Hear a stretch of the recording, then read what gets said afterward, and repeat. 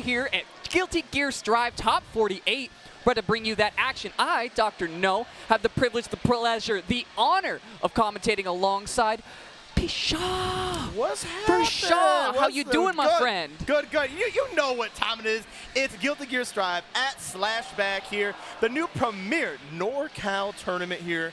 And it's been a blast so far. I've been loving this tournament. Yeah, the venue has been super cool. There's like a ton of great food outside. You got coffee everywhere. The venue itself has been packed since the moment I got here. Everything has been just off the walls. There's no setups open. You like even the friendlies. You're like, yo, yeah, can I can I three-man with you? Can we get in on this action? But I mean, honestly, for a first time out, it's been a blast of a tournament. Yeah, everything has been running smoothly. We've been keeping it running along. You know, we run a little bit behind, but that's just because the competition is that good, is that level. Good. Yes. It's been an awesome tournament. We got to talk about the games too. We've had, you know, both Exerd, Plus R, and Strive. We've had Uni, Cram Blue, Blaze Blue. We had Gundam. All the Gundam bros. M-Bond go crazy. Crazy this weekend. Shouts to my boy getting top 8, but we in here getting Slashback, Guilty Gear Strive, top 48. Apology Man, Anemia, coming up soon. And Apology Man, I feel like having him on stream first is really funny. You know, the man who put on the SoCal versus NorCal crew battle the other day. That's right. You know, kind of has his hand like steadily over this entire event. Now he's on stream first, about to lay it down, or potentially be laid down by Anema, who, if I'm not mistaken, Anema was not projected to make it into winner's side of top 48 initially, but, you know, kind of, you know, put a little bit of credibility on my name here. Yeah, don't forget the name, right? Yeah, no. Yeah, Anemia plays Ram, got top 17 at Frosty Falcons not too long ago. A very competent Ram player, but yeah, definitely beating the odds like you were saying, Dr. No. And it's going to be, let's see if they can do it again, right? Apology Man is no small competition. The best Foss in the game. And I do think, you know, in this kind of matchup, Foss is an opportunist character, right? You put down the items, and you got to know exactly what to do against every one of them. Now, what's the round start here? Let's check it out. Ooh, okay, I like the jump back. Actually, aggressive start from Anema. I kind of like that they're willing to swing a little bit early here, right? Don't let that top player kind of come in and scare you. You got to get in and be able to do the same, you know? Like you were saying, top 48 at Frosty, you got a little bit of credibility, and I'm about to show a little bit of it there, but Mini Faust getting in the action, trying to stop this combo from going. Ooh, the reset pressure, I love. And that's something Anema will do a lot. It's like run up jab. He'll catch jump, get a full combo off of it, so keep a lookout for that great jump in from Apology Man. Here comes the 100 tons, and the appropriate response, but you got hit with the tap dust. It works for everybody. Yeah, got caught by the second hit, and then just into the tap dust. Nice little reset. We going through the wall here. 100% meter on Anema, though. Opportunity, start off with that BRC. Jump back on the block, pushing back. Ooh. Oh, again. It's a multi-hit. It's a multi-hit, but you still got caught. Everybody does, no matter how high level you are. Apology Man doing it big. Yeah, Anema might need more blocks because we got to just not get caught by those. Trying to find a way here. And see, this is like the point you don't want to be as Ram. You don't want to give the Faust room where they're, you know, tossing out bag. You know, you don't get a lot of easy approaches that way, but no. Ooh. That is an unfortunate burst here. And yeah, you don't want to give those for free, but we're going to break some ankles coming in. I think that's enough. Will it kill? Will it kill? This is the most painful super. Oh, it's gone. It's gone. It's not gone. I lied. Your channel boards are revoked. All right, JD, though. I mean, you're in a pretty bad situation either way. Foss got that positive tension. Yeah, PRC. Just get that close as finds you on the cross-up. Yeah, one of the pioneers of that setup indeed, so you're definitely going to be watching out for that. But I was liking what Anema was doing there for a while. Definitely put on the aggression. That's something you got to do against Foss, who, you know, don't let them get the setup for free, right? Right. But I really like the adjustment that Apology Man has, you know, went from just playing a little defensive. It's like, all right, I'm going to start incorporating these run-up throws. You're not ready for it. And we're going to go on to the next match here. Yeah, and we saw like a little bit of call-outs there from Anema earlier, you know, like running up, calling out when Apology Man was going to let go of block. Had some good opportunities, just about if they could find ways to replicate it. Trying to get in over this banana peel. No. This is Apology Man airspace. You can't just fly in like that for free, but... You stole his boys. It could be your own. Ooh. And a last little hit actually helping out to get to the corner. Yeah, super PRC. Faust may not have a lot of privileges in life, but he got that one for sure. He definitely got that one indeed, but you're going to definitely need it on Wake Up for sure, as you saw right there. The sentry drone in the bottom there, Metal Gear Solid style. Yeah, you gotta avoid him. Don't let that little exclamation point pop. Oh, got you on the overhead. Bounce into this combo. Oh, doesn't opt in. I don't know if there's a route to continue into a full kill there. You gotta watch out for Mortal Kombat though. When that meter is high, you best be looking. Oh god, it's a sliver of HP left, and Apology Man says, no, I can take this round and take it. He can. Flies on in with that JD. Cracks It's that getting one closer open. and closer, I gotta say. Yeah, and that was a round where Anema held burst. Anema did not commit burst, so, you know, sure, you have it for next round, but if you're keeping it that close and you're still holding resources, hopefully, you know, you get some more in the tank to be showing us. Trying to just get around this scalpel, though. It's got such long range. You got some big normals, some big meteors. Hitting the cross up, though, still blocking from Anema. And great swing on the Crow right there, too. I was just saying it was kind of being a pain in the butt with, like, the crawl going underneath the sword. But here comes Apology Man once again. You know, let them out, but don't give him too much room, right? No, absolutely not. Comes on in with that Daro, gets this RC. Can we get this pressure into the corner? Again, Apology Man, just raw JDs. No afro, no needed. Where do you think you're going? Give him the cat scratch, give him the knockdown. All right, another situation. Safe jump, PRC, where you going? Oh, so that was actually, I think Anema was already committing to close us, and Apology Man reacting with the PRC got out of the way, but still ended up having to block in the air. He's like, you know, right situation, wrong timing, but Anema closes that one out, and the round dragged on. You might be able to get your burst back in this round, almost assuredly. So Anema has a chance to sweep away with a game here. Yeah, and I think it's definitely something in this matchup too. Oh my god, the counter hit. Yeah, I agree. Use the burst here. Yeah, that was going to be a lot of damage. That was a strong counter hit with like full wall health. Now trying to battle back into the corner. Got to avoid the drone. Putting a bit more pressure on with this Daro. Red RC tapping away on your block. Apology Man, beautiful patience in that scenario. And this should be death all the way wall to wall off of it. It absolutely was there. Yeah, good stuff to Apology Man. Really showing it to him. Anemia, just, it's about how you finish, right? Just because you put the coals down, you can't make a campfire. And you got to finish your combos too. That you do. But I want to point out, like, Apology Man in that last sequence, that was such a top player hold.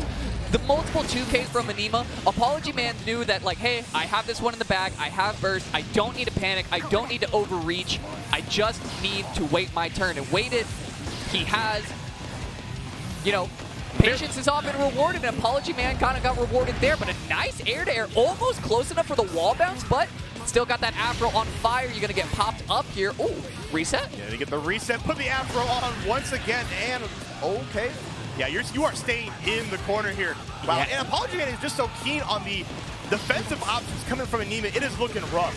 Yeah, that was a really rough situation. Anema with very little meter in the corner, didn't even have enough room to FD out and try to give yourself a little bit more time to react to that command grab. But still holding on to airspace. 6B's going to get snuffed out. Anema back on the offense. Situation that you want to be in if you're Ram here. Goes for all 3 hits. The RC just can't quite find the opening. An Apology Man makes the great escape. Yeah, but I say, has to get out of that, but you are put right back inside the pressure here. Get back in your home. That's your home block. Yeah, I am taking this game. If it kills me, it kills me at my back throw. Gonna go Apology Man's way here. No, speaking of wrong way, you're going the wrong way, Drum. Come on back. Yeah. We need you. I like the idea. Use the PRC to get out of there, but we are getting chased down. Apology Man says, where you going? Yeah, Apology Man does not want to let you out of his clutches. He can smell a little bit of blood in the water right now. Finds an opening there. Hammers. The double hammer. The triple hammer. Good God. RNG is on your side, baby. Some kind of RNG. I don't even know if that was necessarily good for that situation, but a nice 6B there.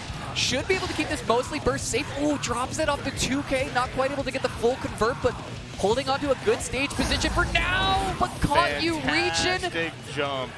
Yeah, wow. Yeah, that it was unfortunate. I think a little telegraph that Apology Man was just ready. Stood at that distance, right? Was like, okay, I know what your father's button is, and I know what you could potentially do. And Apology Man just had the foresight. Yeah, absolutely. And I mean, again, that's what that turning experience looks like in Apology Man, is that solid defense, but also that solid understanding, like, hey, you were poking and prodding at my block a little bit too much. There's a couple times you caught my jump, but you haven't shown grab yet. When you really need just that one last hit to secure, easy read on the grab, able to jump out of there, find that one. Apology Man going to be moving it on 3-0. Anema, though, still going to be floating along in that loser side. They're not done yet. No, absolutely not done. But speaking of not done, we got more matches coming up for you up next. Up next, we got a banger for you. Jonathan Tenney, serial dog poster on Twitter versus 2GB Combos. 2GB Combos, who, you know, I was talking to you a little bit about this before. You know, we always talk in the FGC, you know, like, oh yeah, you got your team kills, you know, like, oh, your SoCal team kills, your NorCal team kills, your sponsor team kills. This is an interesting one. So for those of you that might know, at NorCal Dogfight, a little under a month ago, Jonathan Tenney and 2GB were on the same team. Right. So they had to, they were playing together in a 2v2 tournament that they ended up winning. So now they have to team kill each other. You know, it's like you're side by side with your friend. You fight to the top of the mountain. There's only one piece of loot at the top, and you look at your old friend. You draw your blade, and you get ready to throw down in the fields of Guilty Gear Strive. It could be your brother. It could. It could be your teammate, and it's definitely going to be right here. Jonathan Tenney, 2 GB combo coming up here very soon here. And yeah, I love these, you know, to watch these players. You know, they're not just, you know, playing the character, they're bringing out the character, and I really see that in their play style here. We're definitely going to be seeing some Zato and some Happy Chaos, right? Yeah, and a matchup that is historically not the greatest for Zato, as every Zato player on Twitter will tell you time and time again. You know, I feel like I always talk about, you know, everyone's got their Twitter takes and everything like that. This one, I'll give the Zato players a pass.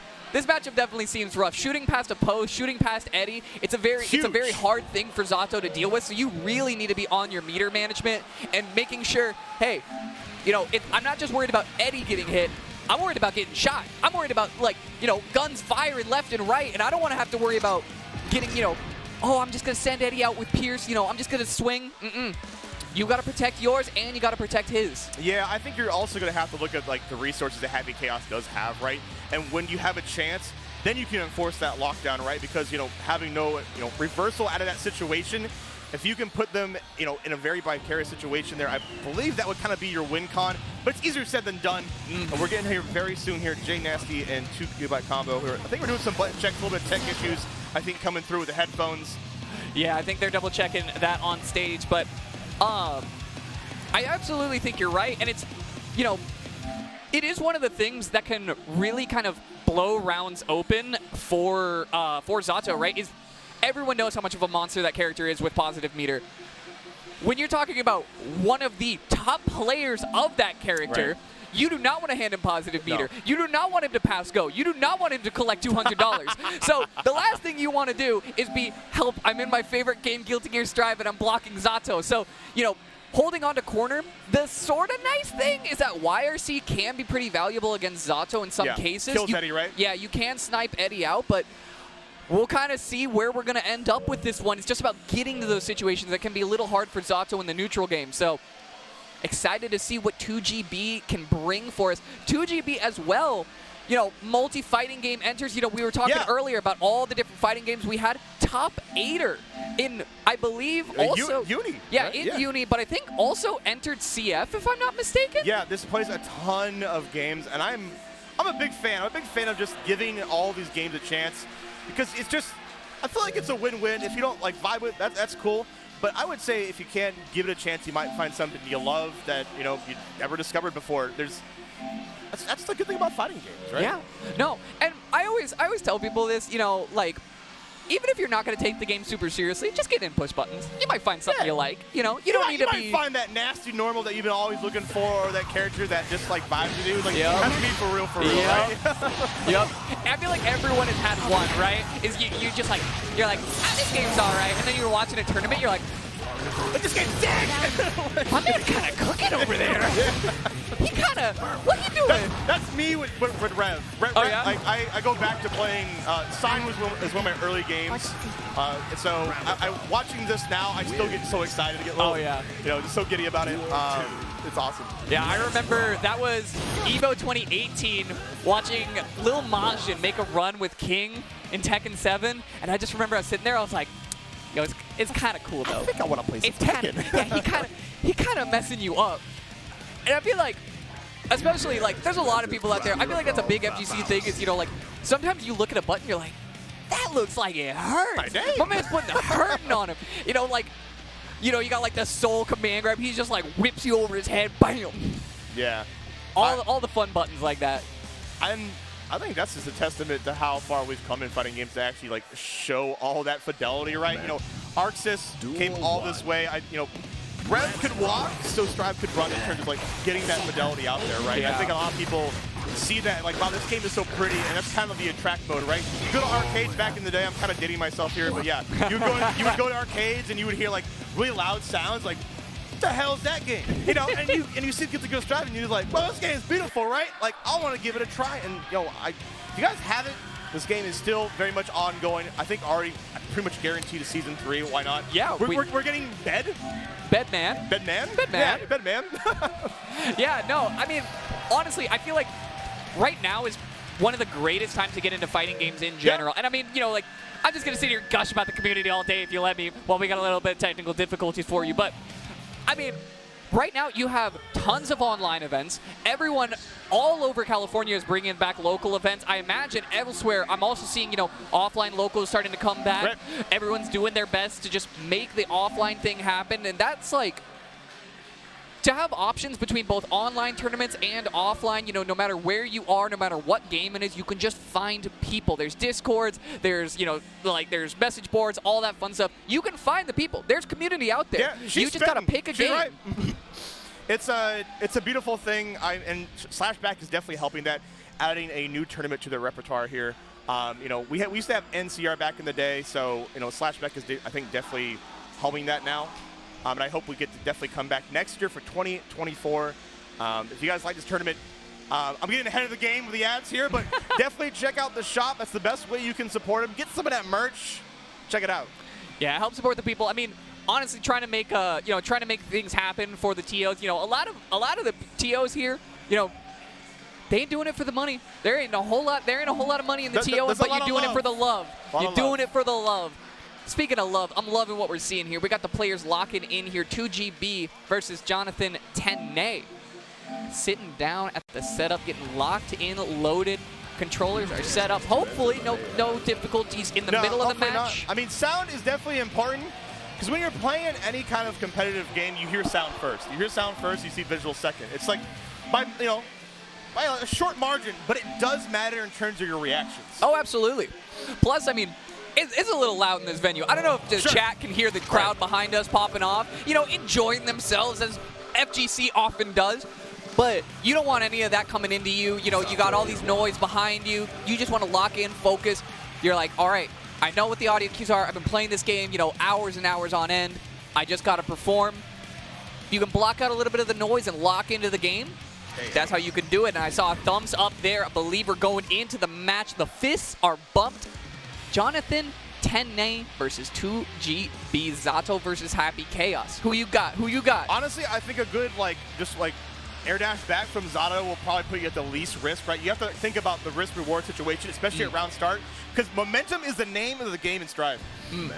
So we'll see how it kind of goes, and we'll see what happens. Are we gonna let the intros roll out? Yeah, and I think you had a great point there. Is like momentum is so huge in Strive, and it kind of gets back into what we were talking about, right? How effective positive tension is on both of these characters. That momentum, compounding momentum. If you're able to start building that up, you can start steamrolling your opponent. You don't want to let either of these two play the game. You're looking across the screen and you're thinking, I don't want to let this man cook.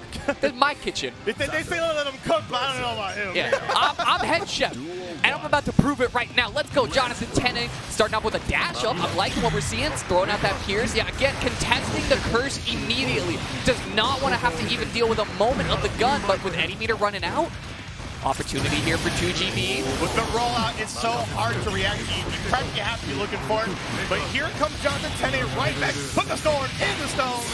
do a chunk of damage in the process. Combo still got burst on deck here. Really hold it out or just keep it for next round.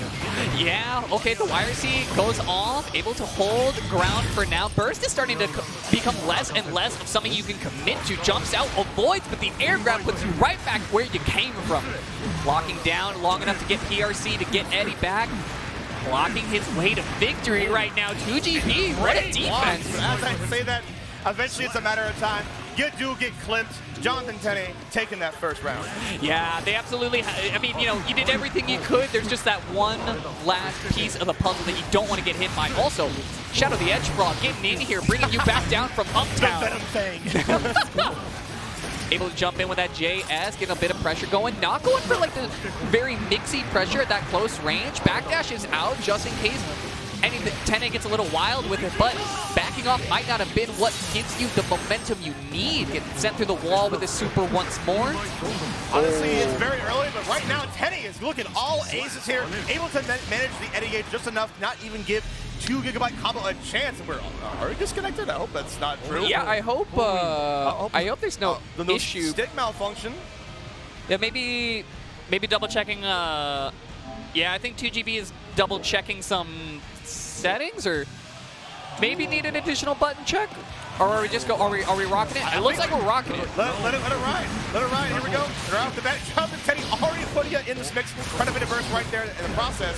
Yeah, and I actually really like that 2GB did not burst there, right? Because Tenney goes for the burst speed, but Tenney didn't have Eddie meter either. So the combo wasn't going to go on for that much longer. No. And 2GB kind of knew that. So he said, even if I'm wrong, I'm not going to take that much damage. Big heads-up play there from 2GB. I mean, when you got 2GB, it's a big download size. You better have the knowledge locked in there. And you better get used to this super, because you're probably going to see a ton of this set. It's so cool. It's aesthetically one of my favorite supers in the game. But here we go. Oh yeah, see, this is that's the situation we were talking about, right? Curse gets on. If you can't immediately contest as Zato, Eddie is gone. You're getting shot up.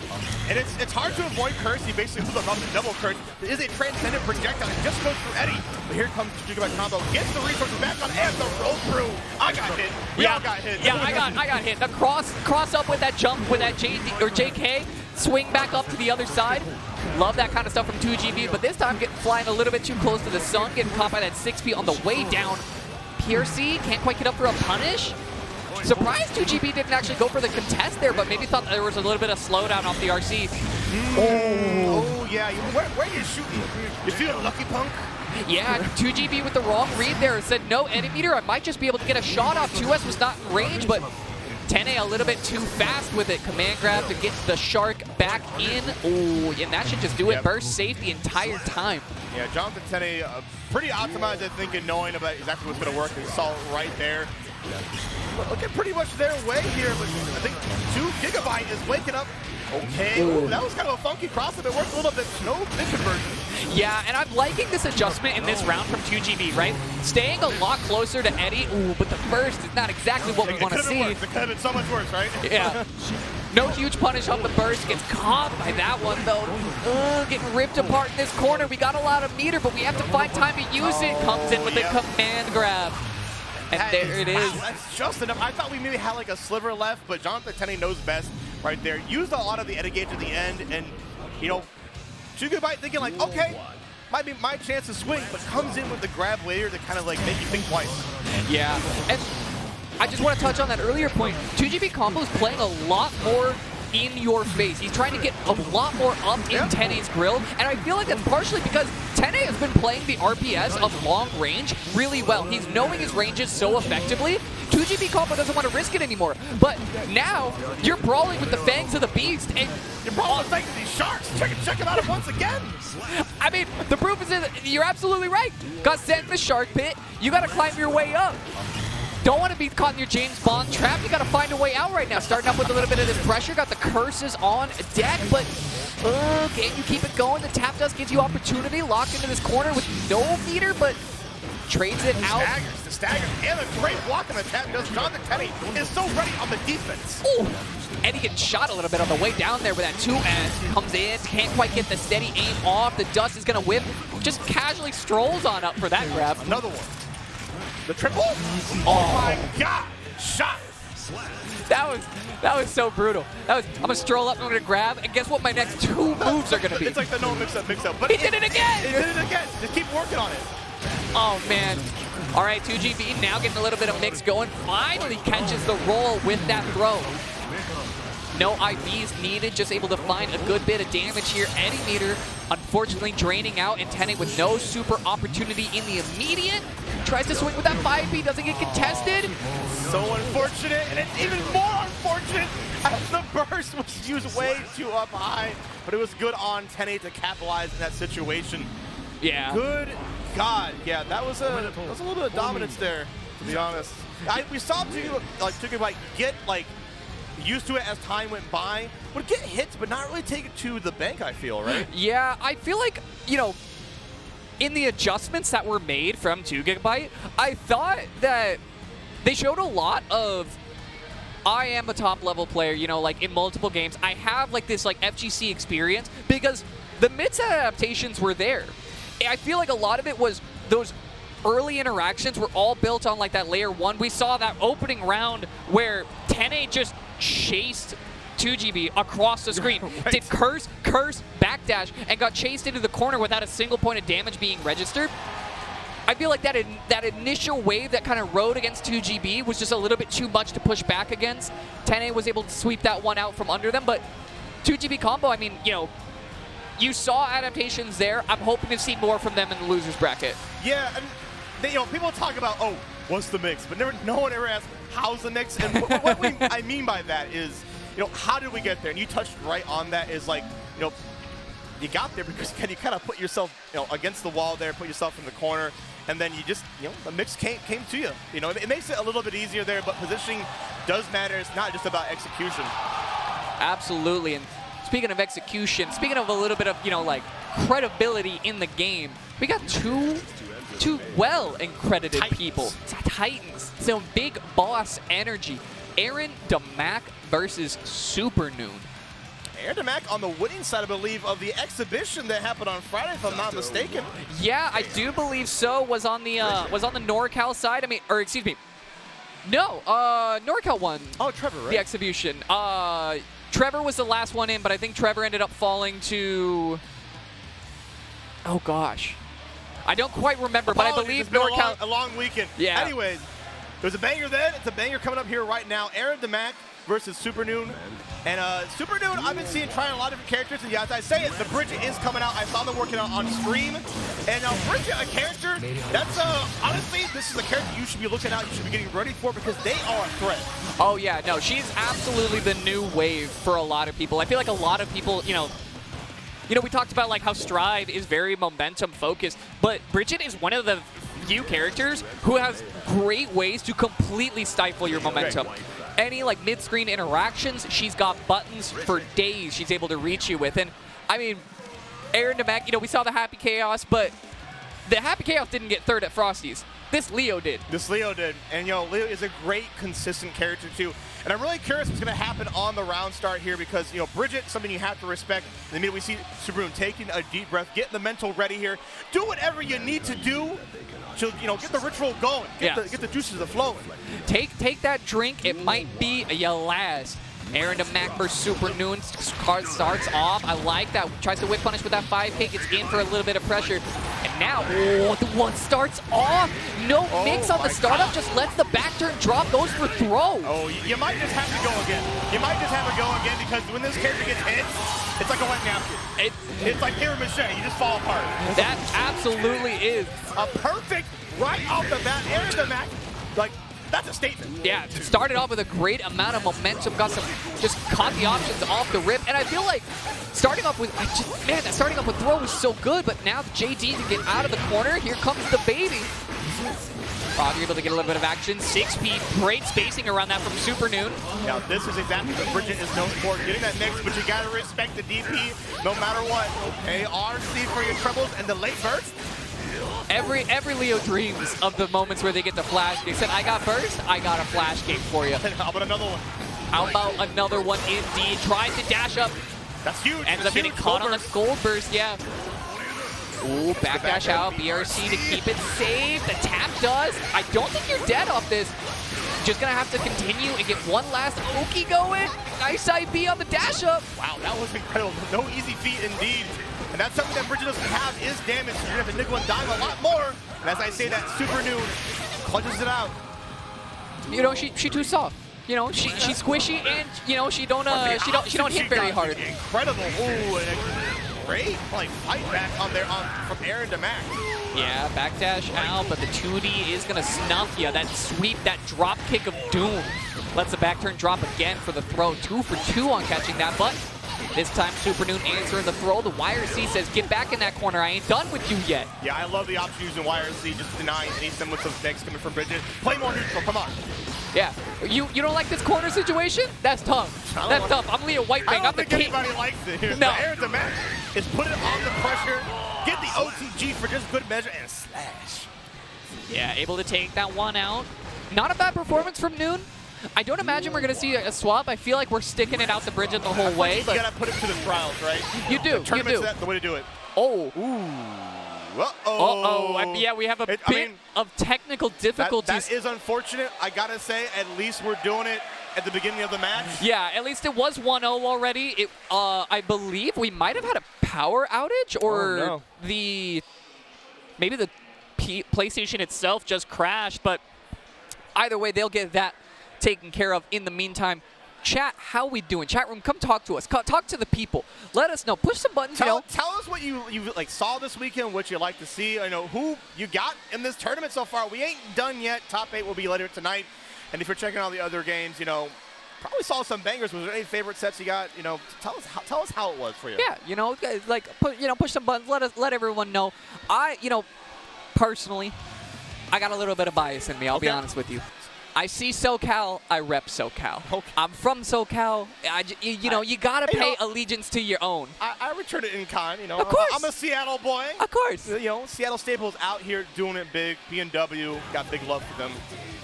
So I would love to see them. They're definitely still in top 48, so they'll kind of crawl throughout there here. And I think we'll see a little bit of both sides kind of collide at once. You know, we were talking a little bit about that earlier. P&W actually had a decent amount of rep, kind of coming down. All games. Right? Yeah.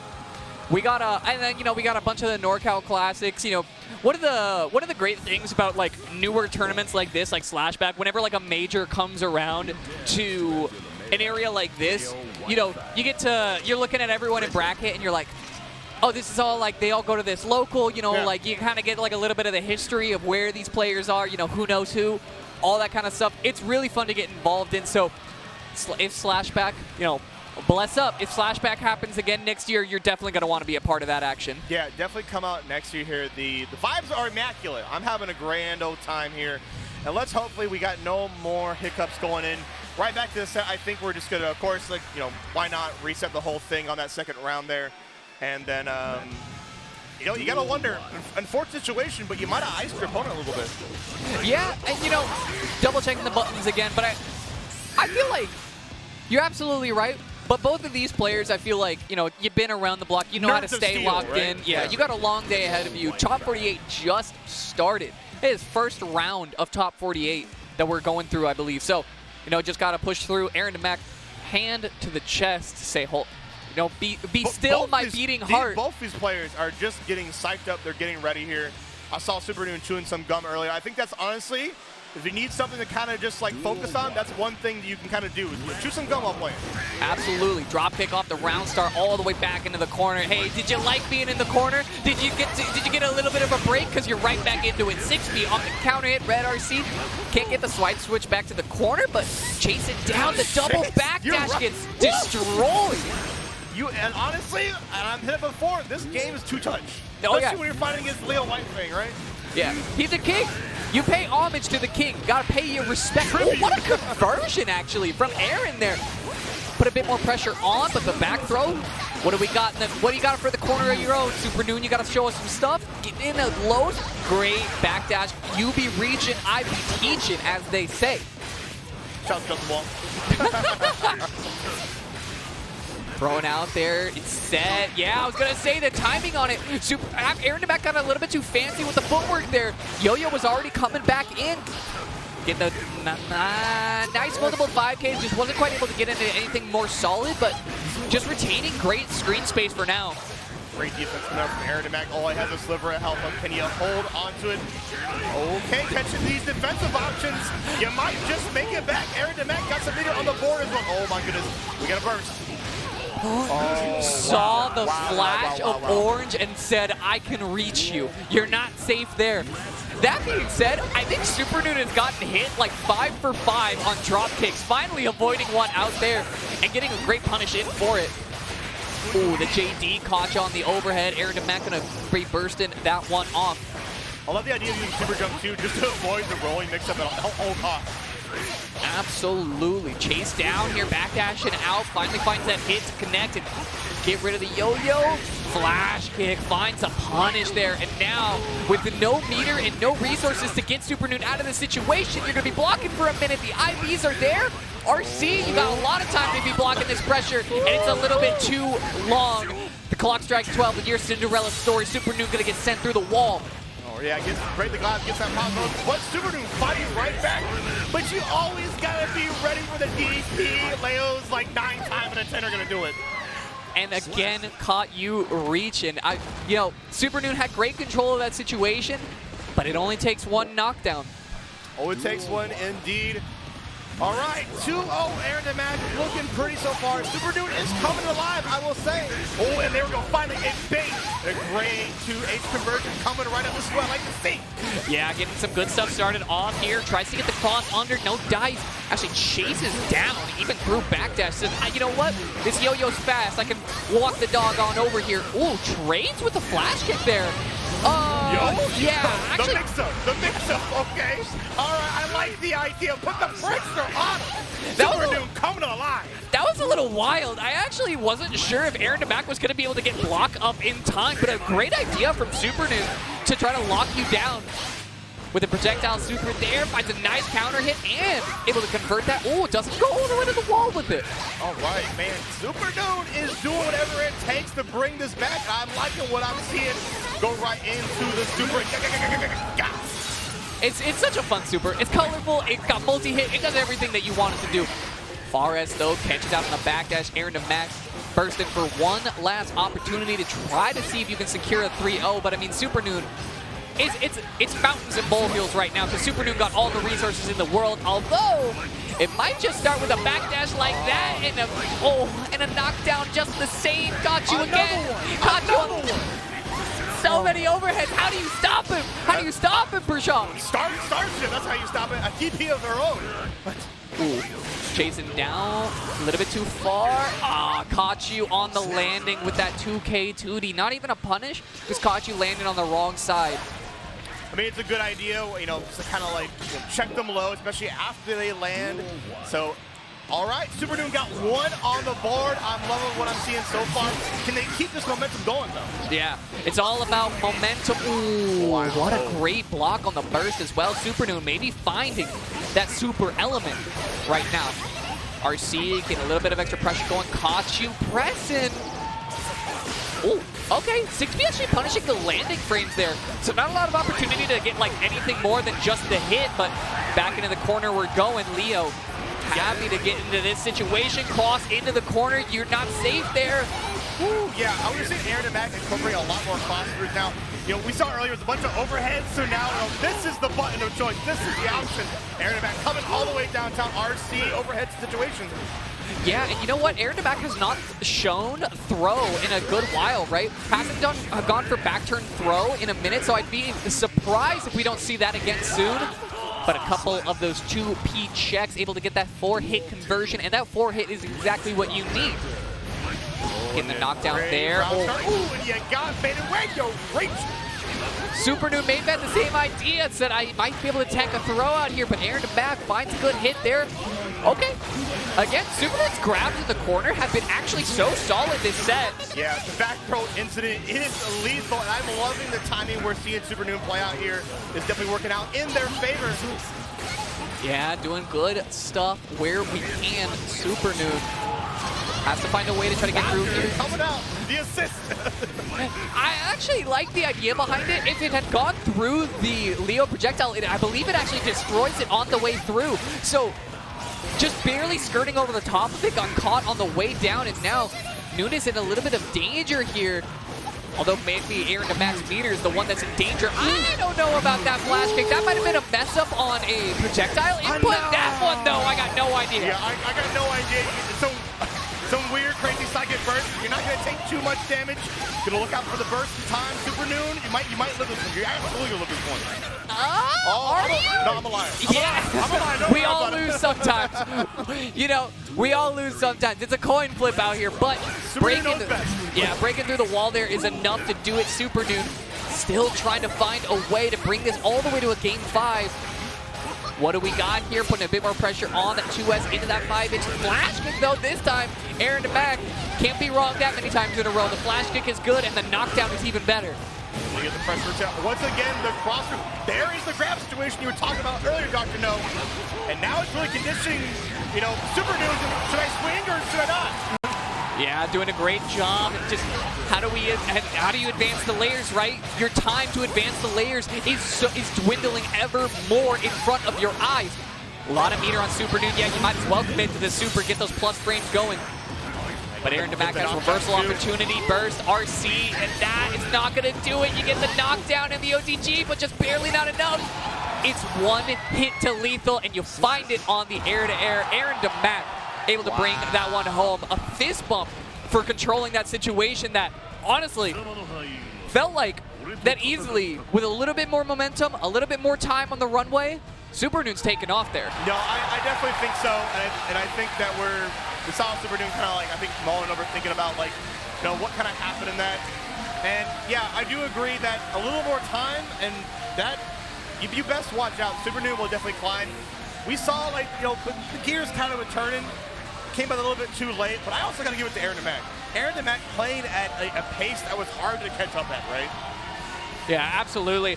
And I mean, that's just what these layers are shown. Like we said, 2 titans of the game. You know, they've been around. They know the adaptations they need to make. You got to saw every level starting to develop in that game. I mean, a great set all around. Noon, I'm sure, you know, would love to stay in winner side a little bit longer, but a Noon run to top 8 from loser side is definitely not out of the cards. So definitely going to be seeing some more of Supernoon, who, if I am not mistaken, I would need to double check bracket, but I believe had to upset Stealthy to get here. I believe Stealthy was seeded higher than Supernoon originally. Yeah, the young Axel out from SoCal, but we move on along. Speaking of SoCal, we got a little bit more SoCal rep coming up for you. Ooh. A little bit of a, you know, you had your NorCal, SoCal fun over on Friday. Now, Nubenheimer versus Apology Man. SoCal versus NorCal coming back out once again. Nubenheimer repeat 5th from Frosty Fausting to the ARC finals.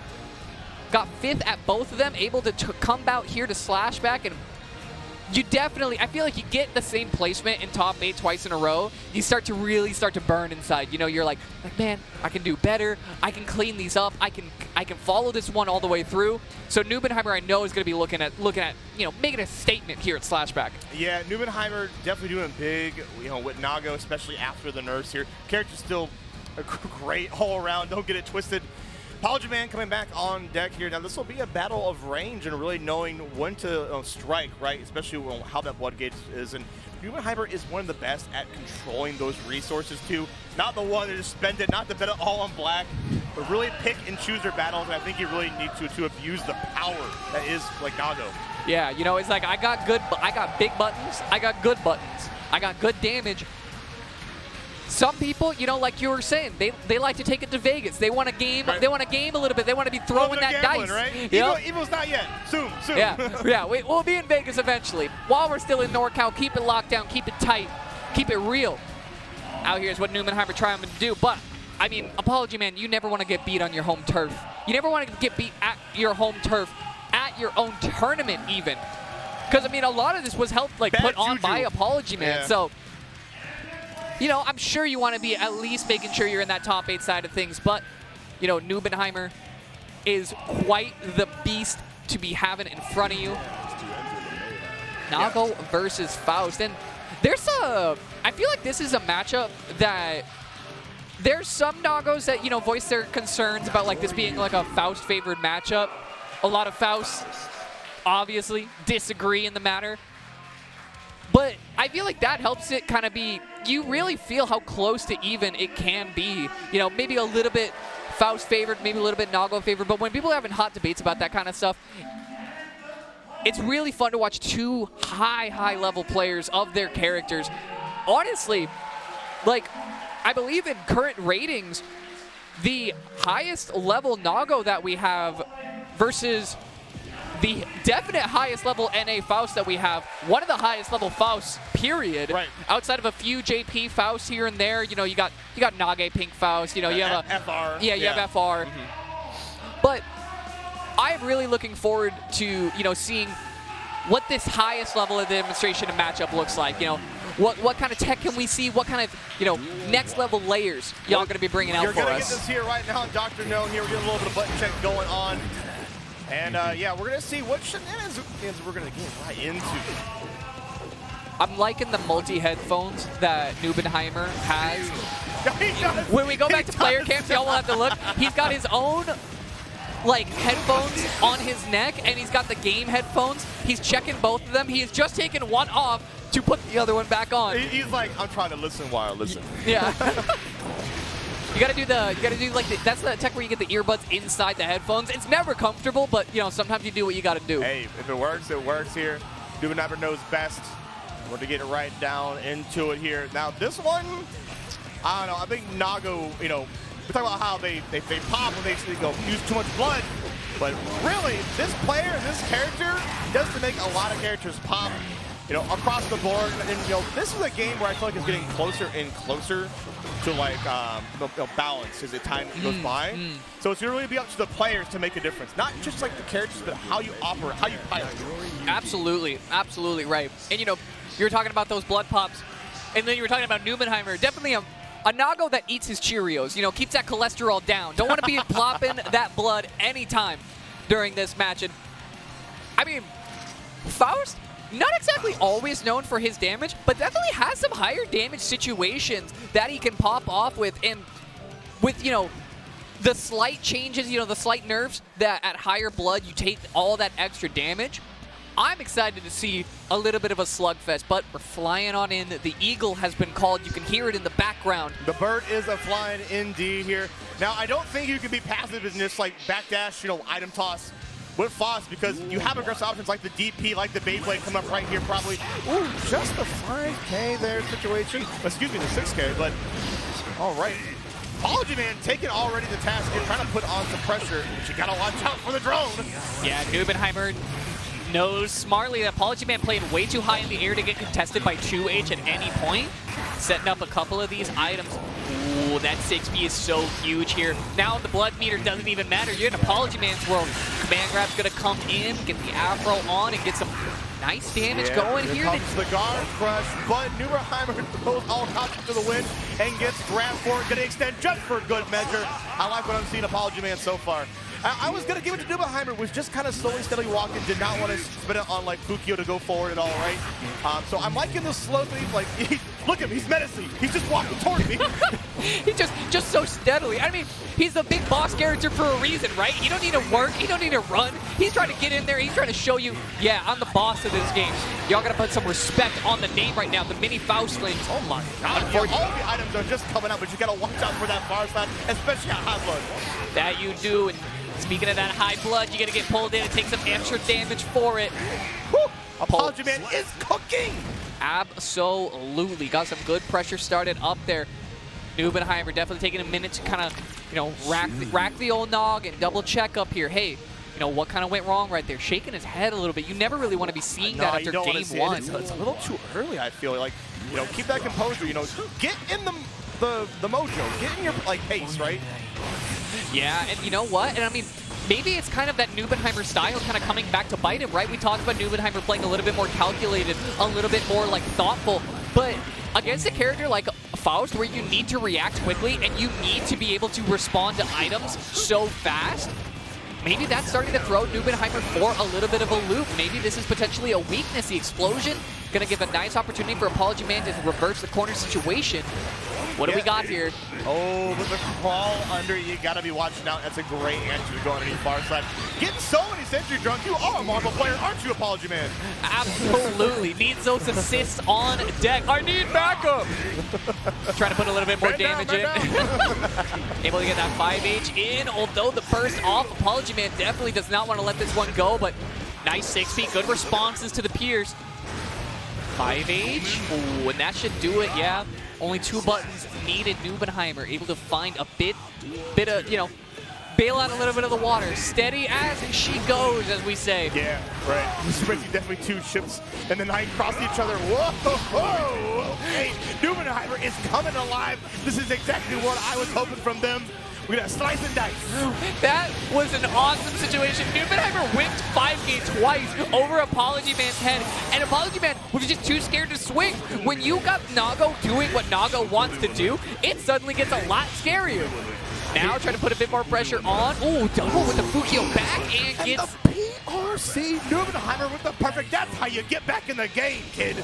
Yeah, answers back, you know, racked his noggin and found, hold on, I knew I had that file in here. Oh yeah, here we go, my Faust file. Yeah, allow me. Check notes, I'm cracked.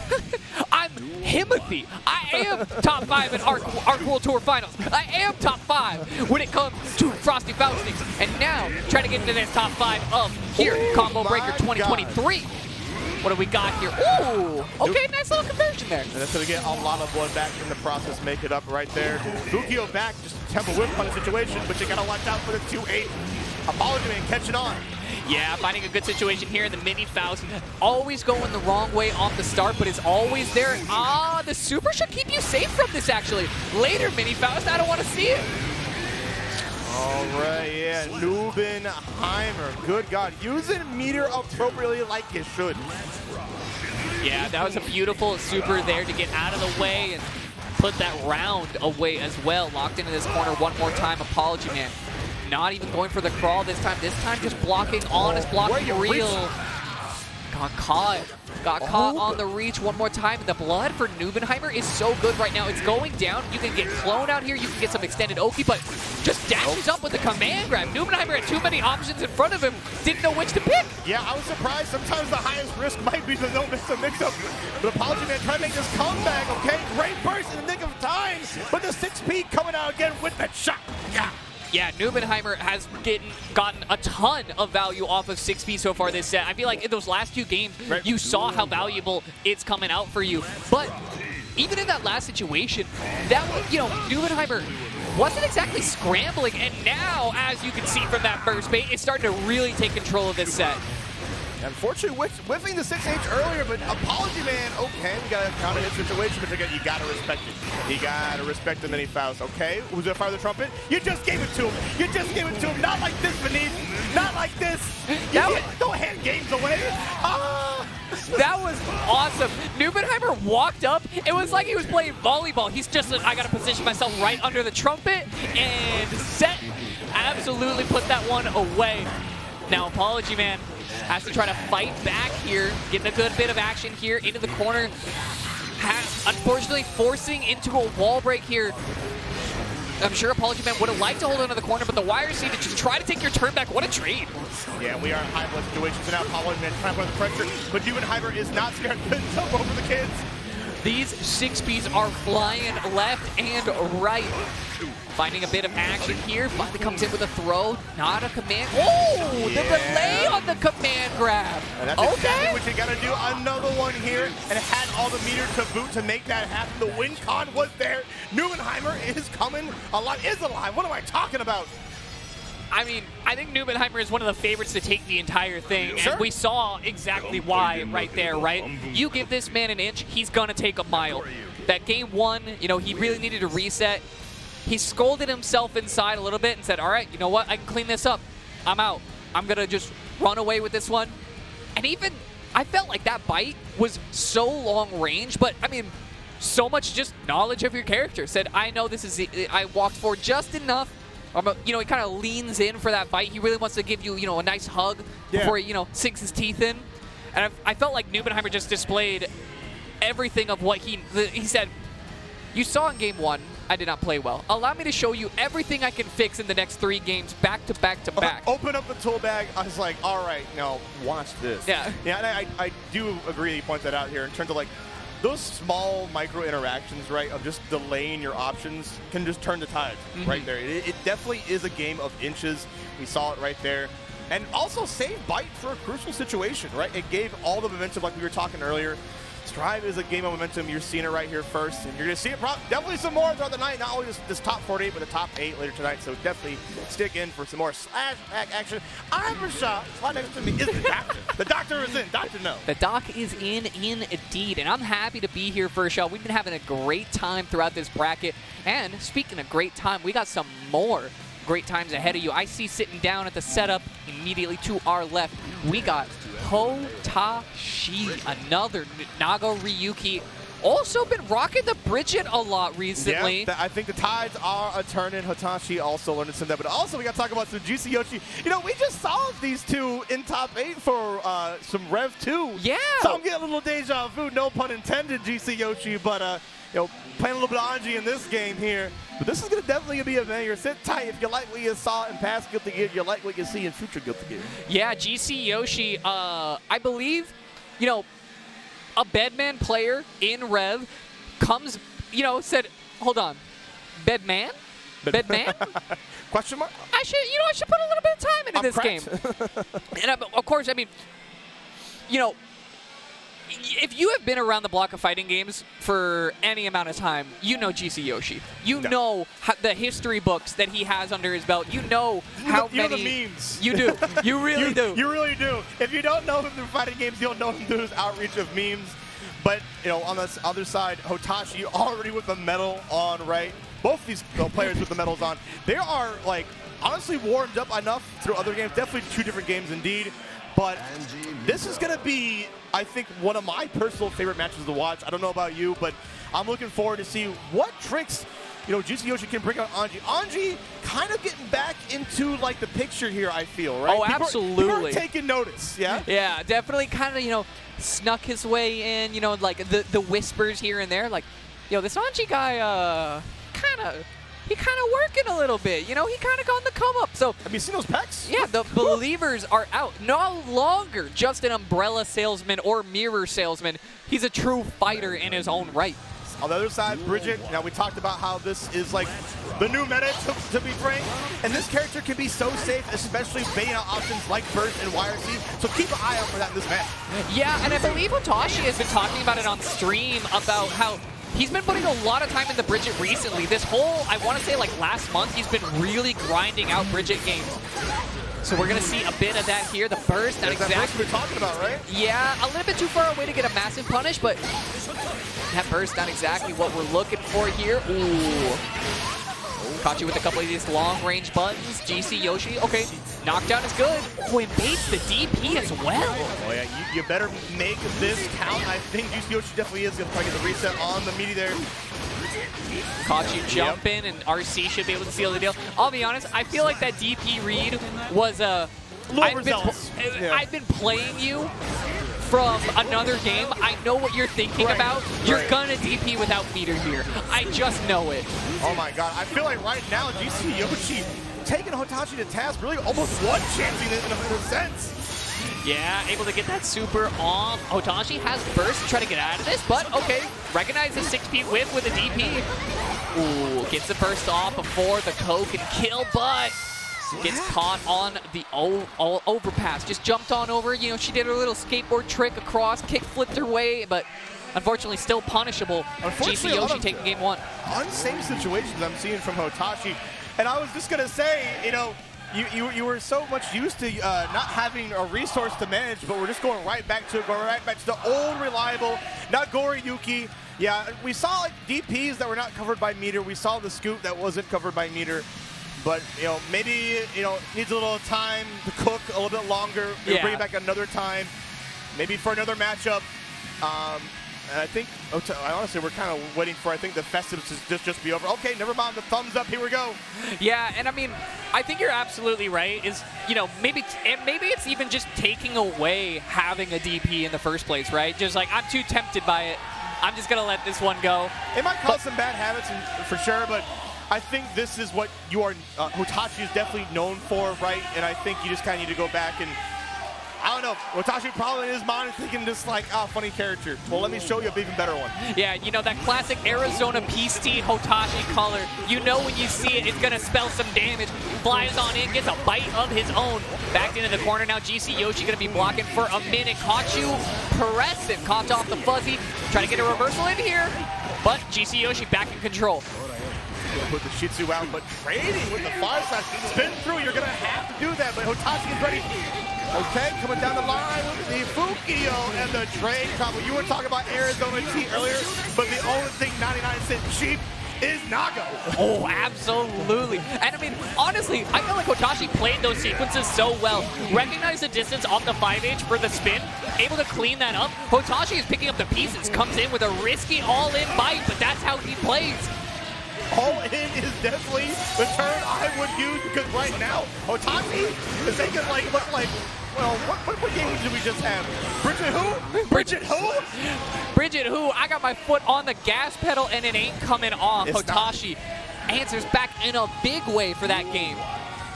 And we running it right back, going back into the action. The DP off the round start, getting chizzy with it. Well, the aggression. The aggression. You can't stop the train that is Hotashi. Good God, GC Yoshi. What are you going to do? What can you do? What can you do? Indeed, it's just going to be another round in the books here for Hotashi. Wave check puts you through the wall. I hope nobody needed that wing of the White House because it's gone now. It absolutely is. Oh my God, the Fukio form calling out the jump. Right now, Hotashi is calling out so many options from GC Yoshi, making sure that you do not get out of the corner. Use the RC right there as well.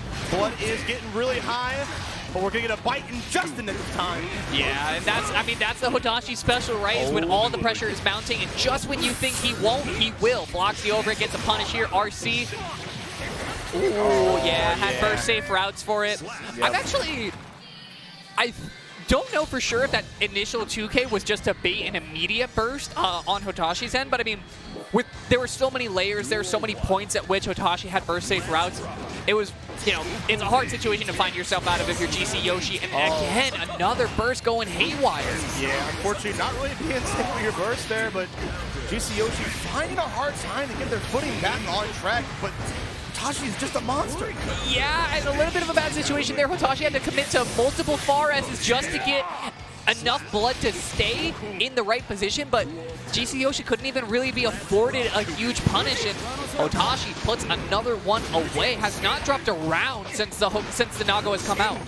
Yeah, okay. GC Yoshi trying to get a little bit of thing going there, but Hotashi fighting right back. The 5P. The overhead this time had meter to like keep it safe, unlike last time. All right, but the back throw incident. Whips out on the bite there. Not a great way that you want to find yourself, but backdash into that DP to get you back in there. Excuse me, the Beyblade. Now tries to go for the tap, does. RC. He's so good! So good! He's so good! GC Yoshi doing exactly the response. That was insane! GC Yoshi counted down every second before that super came out. What an insane play! And I mean, unfortunately, it's not amounting to much because Hotashi is completely undeterred by that whole thing. But that was a sick reversal super. I mean, you didn't see it, but we're both shook right now. But Hotashi says, like, that was cute. Let me show somebody else player. But grab it to the RC just for good measure. Woo, these games. Bless up. Yeah, Hotashi said, you know what? You got me there, but have fun showing the losers bracket that cute stuff too. I gotta get on with this winner's side. He was like, you know, we have fun in some rev, but you know, this is my game. Yeah, absolutely. Man, that was... Whew, that super got me a little hyped. GC Yoshi, you know, we were talking about earlier a little bit off stream. Sometimes you don't win the set, but you get the clip. You do it for the fans. Yeah, that goes straight to twitter.com. You get to post that and be like, yeah, but like, did I win the set? No, but like, check this clip though. It's going in my combo video. Check that. Come on. Oh man, that was beautiful. Love to see a little bit of action like that. And speaking of action, we're continuing on along with Jonathan Tenney back up to the stream versus Dende, who Dende, I feel like has made some big splashes in some online tournaments. I feel like has yet to have that breakout offline performance. But, I mean, has online wins over Bean, over MFCR, over just in the cusp, Diaphone, right? Yeah, and a lot of like TNSs, which have like hundreds, like I believe like 250, 275 like average entrants. We're good players there. Yeah, too, right? with like really solid players. It's always like at 9th or like right around that top 8. Has made top 8 a couple times, but it's just, can you replicate that offline? You know, when you're back in the hot seat, when you got the crowd behind you, you know, you got all the people in the venue cheering, clapping, enjoying some Guilty Gear behind you. Can you replicate that same performance that you do online? Yeah, you know, like you mentioned, offline is definitely a different beast than online. One you can't blame, and we're definitely going to see here Jay Nasty and Dende coming up on deck, and let's see if it's, their breakout tournament. I would love to see that. Why not? Yeah, flip the script and add a new storyline. Yeah, bring us something new, you know? I'm always excited. And I mean, Dende as well, SoCal rep. So, I gotta show a little love to my SoCal side. So excited to see what Dende can bring out for us. But I mean, Tenney's a bit of a beast to do it for. He's sponsored for a reason. Oh, absolutely. Absolutely. He pays the bills. Jonathan Tenney got that tenure when it comes to this game. My God, Sparks! Oh my God. But it's more Happy Chaos versus Zato. And, I mean, Tenney, you got to play a pretty good Happy Chaos just moments ago on stream even. You showed us what you can do. Show us what you can do one more time. Yeah. Do it again. Do it again. Do it again. Run it back, though. Yeah, we'll see it, though. Happy Chaos coming out from Dende. You'll definitely see a lot of this character. No doubt this is, top 3 in the game. Some people the best character, but I think if you are a top Guilty Gear player, you got to know this matchup. And I think, the way JT playing, might just have that. Yeah, he might have a little bit on lock right now. Unfortunately, Eddie's going to be off the scene for a minute, going to make you block this invite hell, and now you got to block the super. You're caught. Back into the corner we go, so that Eddie has a little bit of extra time. Snap the Magic Dragon, finding a nice counter hit there, but Dende burst off. You best be staying. I like the idea of using the cone to keep yourself safe from Eddie. And the burst is yours, Dende. Take it to the bank. Yeah, gonna even out this HP bar real quick. And with meter to spare, you're gonna be locked in this corner for a minute. PRC down into the lows. Almost caught you, but Tenney sticks strong to the blocks.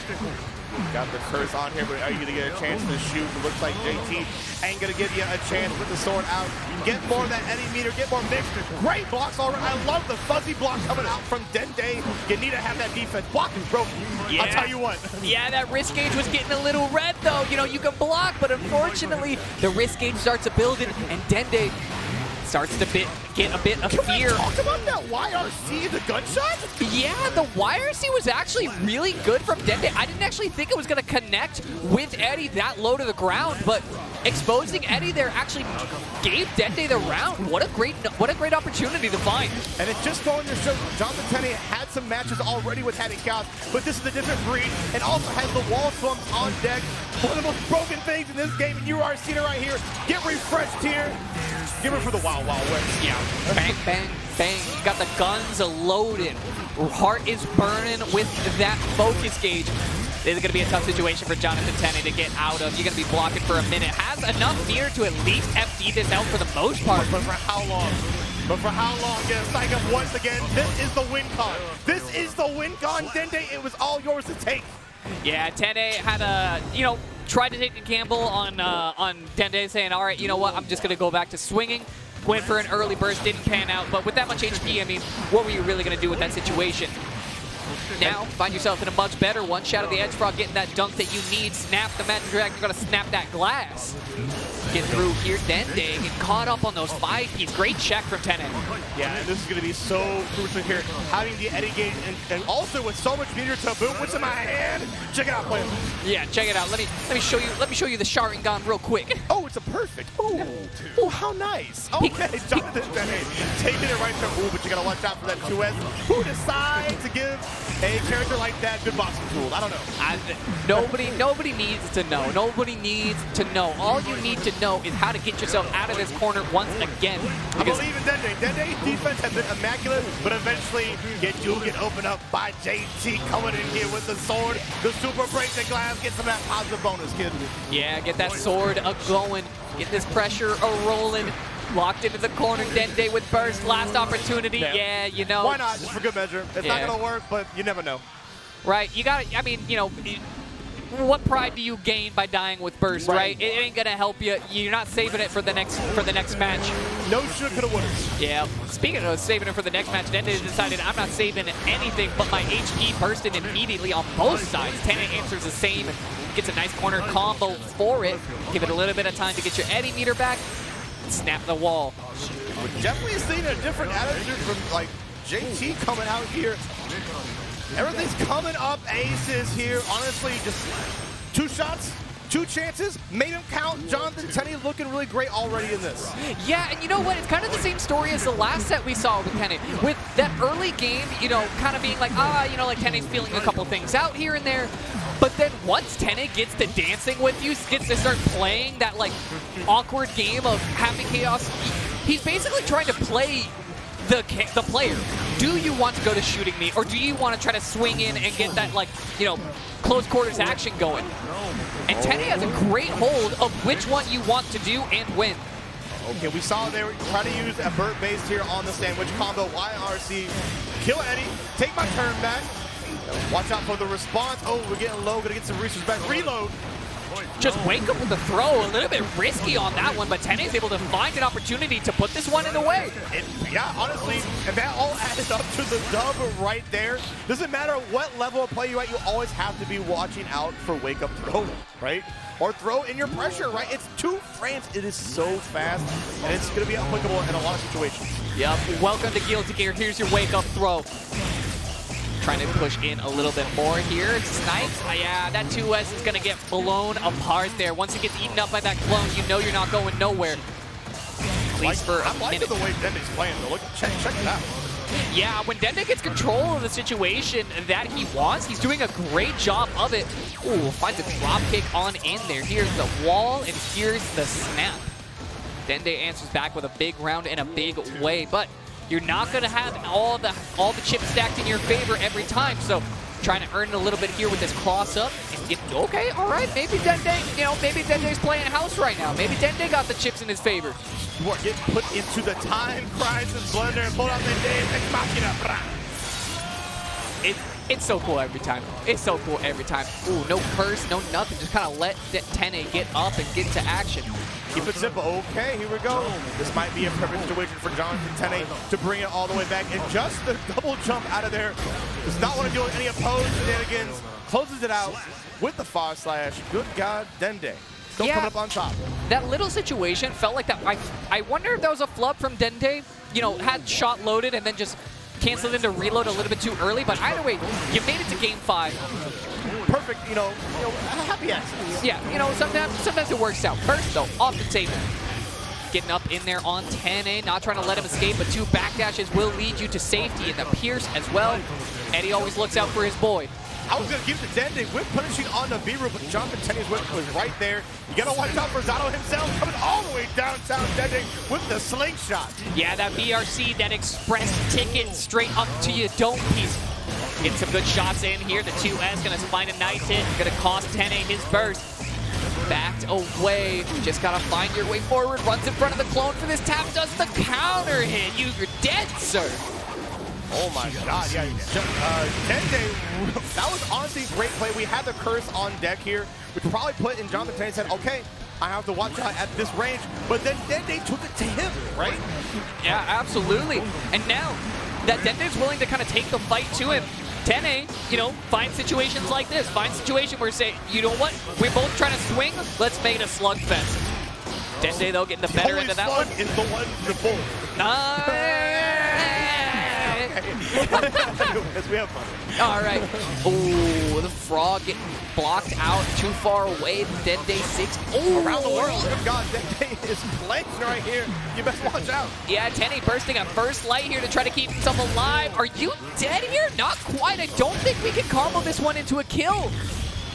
Even with super, I think it scales down enough.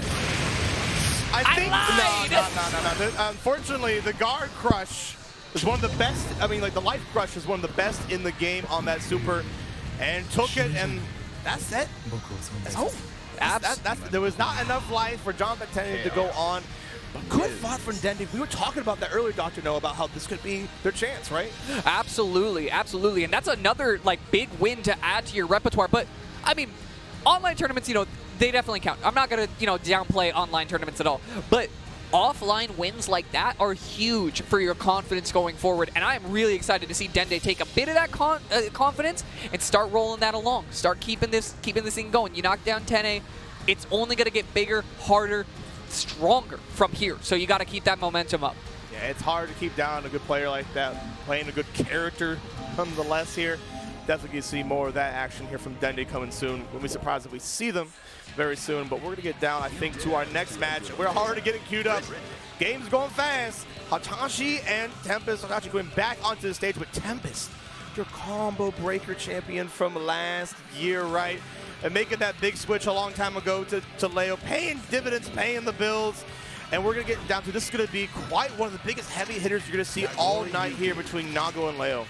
Yeah, and I love this matchup. I love watching this one. I feel like these are two characters that anytime, you know, we talk about how deadly they are off the knockdown, but in the moments where you find your way out of a situation, all of a sudden everyone's like, okay, hold on.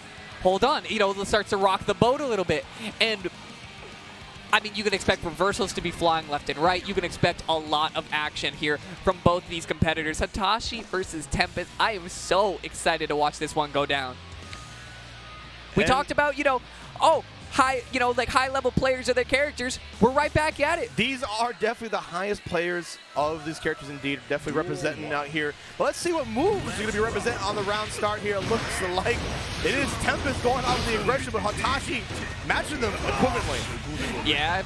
Okay, Fukio's out here finding a bit of space for these big normals. Catches you on the run-up. You best have your running shoes on. Hold B to get up there fast enough, because otherwise, Hotashi got that 2S for you. I'm liking the idea of the range that Hotashi is standing out, putting out so many preemptive buttons just in case that Tempest wants to dash in. Yeah, gives us a nice call out there with that 5K, 6K action. Reversal super, you get caught. Oh no! Parry was just in time, Tempest, you are a madman! Yeah, I mean, you might as well be mashing back turn D there in that scenario, because what else are you really going to do other than just get hit? But Tempest, the timing in his favor. It's almost like they've played before. It's almost like they know their habits. Some might say. And I mean, Tempest, you know, one of the only East Coast revs out here, you gotta be trying to hold it down for you. But we're going to last hit situation. Hotashi tries to fly in there. The trade, not exactly what you want. Tempest is backing this one up. He's trying to ice the situation. Pressure, Hotashi. Oh, that was gonna cost a little bit of blood, but you're earning it back quick enough. Yeah, I like it. Tempest is taking it slow. As I say that, the 6P comes out. Say it with your chest. The great equalizer, 6P, able to close that one in. 5K off the round start, doesn't even go for a take throw, just lets the whole block string rock in his face. Hotashi gets a bit of blood back on him, but you know this is how he likes to play. Look at the range that Hotashi is able to command here when he has those high blood normals on deck. 2K into that 6K. Yeah, a bit of action. A little more safe. Usually we're seeing some DPs coming out from Tempest in this set, but it's not going to be that easy against Hotashi, and they're not going to be easy to get out of this corner. Fukio forward throw into death. Yeah, called out the flash kick there. Said, I know you want your turn back. Allow me to, you know, put you back down in the dirt real quick. Now we go to last round for this game one. This is going to be a bit of a tight one. The flash kick finally lets rip at the time we need. IP off the projectile, but Tempest is still there with the throw. Finds another one just for good measure. Where are we going? All right, we definitely got RPS right there, and it is paying off right here. Nice FD to push him out. Giving us space to get that far flash, gets some momentum going in the process. Just backdash away from these giant normals. Yeah, Hotashi not quite getting the pickup there. Does mean that he's going to have to play out this last bit of life on some high blood. Oh! Yeah, PRC went for a second option after the PRC. Thought maybe Tempest was coming back up with another throw.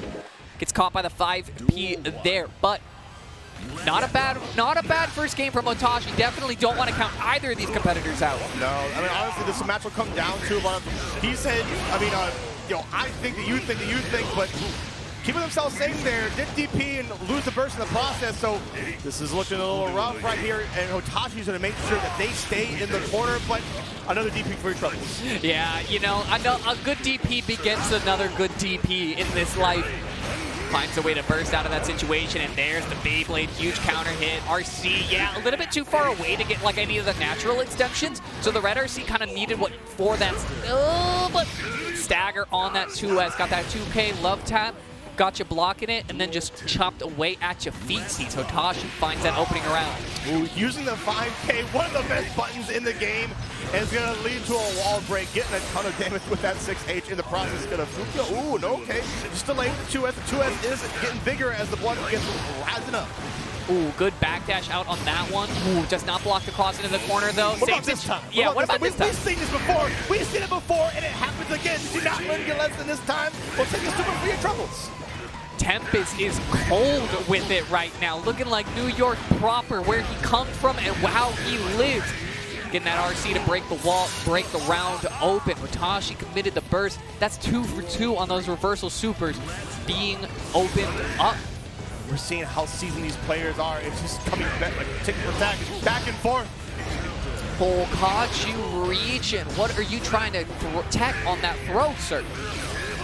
Okay, RC up, and that is a perfect position, using the RC up there to bait the burst in the process.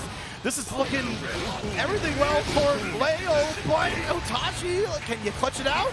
Yeah, going back on the offensive here, comes in with that clone, finds a low, got you fuzzying.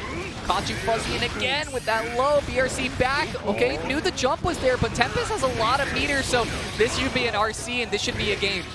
Yeah, do not die with that stick of butter, because honestly, that's how it was destined to end.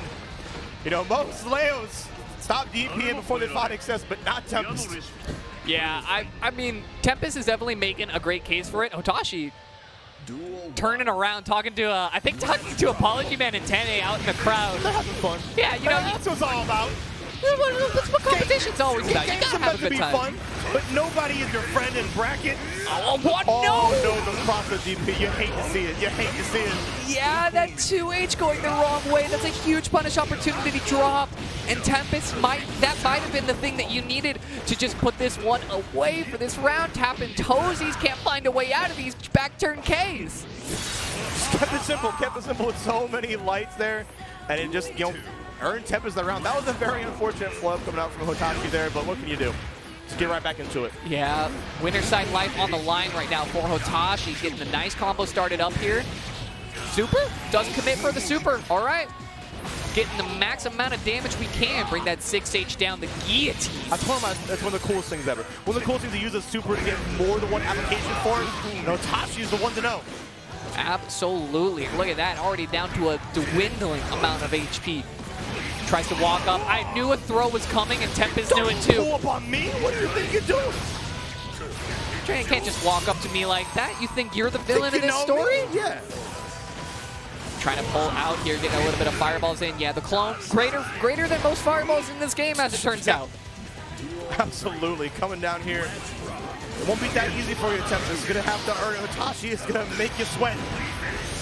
Yeah, great blocks on this one. Not gonna drop the punish twice in a row. Oh, no. Oh, no. This is gonna hurt. No, not quite dead. The guts are gonna save you. Yeah. The guts are gonna save you, but you don't have that much life to give. Everything is looking good for Hotashi. Just a smidge left. Can we get some pressure going? A lot of that blood is going to drain out. So, yeah, oh, what a situation. Beautifully done from both sides. They both knew off the IB, I got a chance here with that 5P, but Hotashi a little bit more ready afterwards. Hotashi nodded his head like, hell yeah, I got that. And you know what? He has the history books to prove it. Moist's own. About to try to bring this one all the way back, but Tempest got a reversal for you. That flash kick flying out here. Throw to get back into the corner. Cross through to that corner, but Hotashi gets opened up just by the delay on that DP. I'm loving the placement of these DP here, especially in the pressure when they go on the offense. Fireball trouble, just keep it safe. Make Hotashi come to you, especially when you have the life lead. Finds a nice OTG with that 6H, caught you flying away. Knew that it was a little bit too early to try to swing. Tempest finds a great way out of that situation, but just caught there. Hotashi, I believe, missing an IB off the mid. And now Tempest, once again, putting Hotashi's back against the wall. It's just going to show. It's even difficult for top players right here. You know, they can make mistakes, but it's about how you recover. Yep, finds a nice hit there. Okay, great 5K connection, and baits that one out. Gonna get a nice little wall-to-wall combo. Okay, ends it early for a little bit of damage. Calls out the flash kick. Throw you again, Another sir. one. Yep, you are out of here. Use probably the most optimal combo starting with that counter hit 2H from that high above. And yeah, as you said, calling out the DP and it was curtains. Yeah, absolutely. And Hotashi, I mean, calling to the crowd a little bit, put his hand in the air as he often does, says, are you not entertained? Wants to hear the crowd roaring behind him. And I mean, honestly, trying to play the crowd is always a fan favorite. That's how you're going to make people know your name. And Hotashi definitely burning his name into the mind of Tempest NYC right now. You're locked into the corner with just a little bit of HP and a lot of time to get bit. Ooh, not quite. You say you missed the entertainment, but check out some of this entertainment here. Hotashi just kind of crawling for it. Has a lot of blood here, but here comes Tempest, knowing that he doesn't have so much movement. He has to make something happen here. Yeah, you're going to start getting chipped out here if you're not careful. Hotashi is just letting the blood dwindle out, but finds the 2S there. A counter hit, even called out Tempest when we're trying to press. Okay, Hotashi, he says like we're crawling all the way back. Tempest putting hands on head. Don't let it be you. You want to be...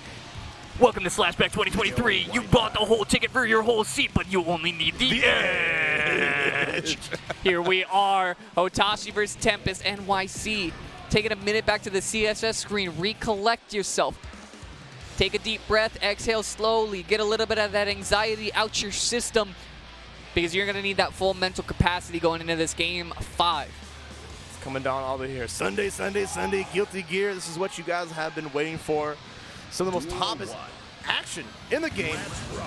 Tempest Hotashi, 2-2 apiece. Who wants it? Yeah, even grabbing off the negative frames here, right? That just shows how much respect both these players are giving back and forth here. Crosses through just to get to corner situation, but not a lot of hits that will give you an opportunity to burst him back in there. A far slash just to make sure we give some space. I got this big measuring stick. Check it out. Yeah, let me show you the history of this sword real quick. Oh, the delay on the flash kick that time. Finds Hotashi out just by mixing up the timing a little bit there. Now Tempest into the corner. Reversal throw! It can happen to anybody. Uh-oh. Here comes Tempest. All right, reversal of fortunes. And a call out on the burst. Everything came up for Tempest right there, and we just see one more round, and then Tempest can move on over Hotashi, find a way.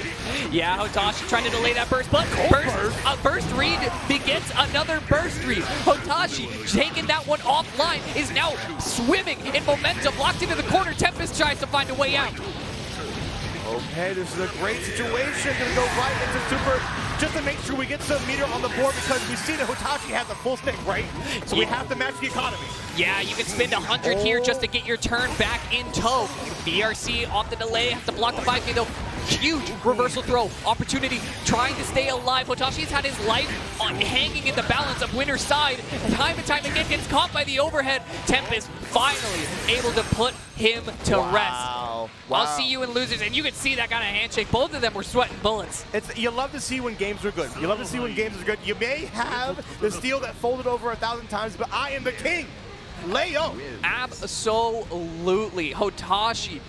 I mean, what can really be said about a set like that? You know, held that composure, got the crowd behind him, got that momentum up. Tempest, I mean, in just that one moment, just that little bit of time to back up to character select screen and recollect was enough for him to be able to put that one to bed. Beautiful, beautiful stuff from both of them. I mean, again, we said it before, but we've had so many top players showing up here. That loser's bracket is starting to get a little full. It's starting to turn into a little bit of a bloodbath. It definitely is. I wouldn't want to be there. No, I would not either. There's only so many spots in top 8 for you to try to snag here. We're going to actually be pivoting over to the loser's side in just a moment. But, you know, Slashback, we're here. We're offline major. We got a couple ad reads for you.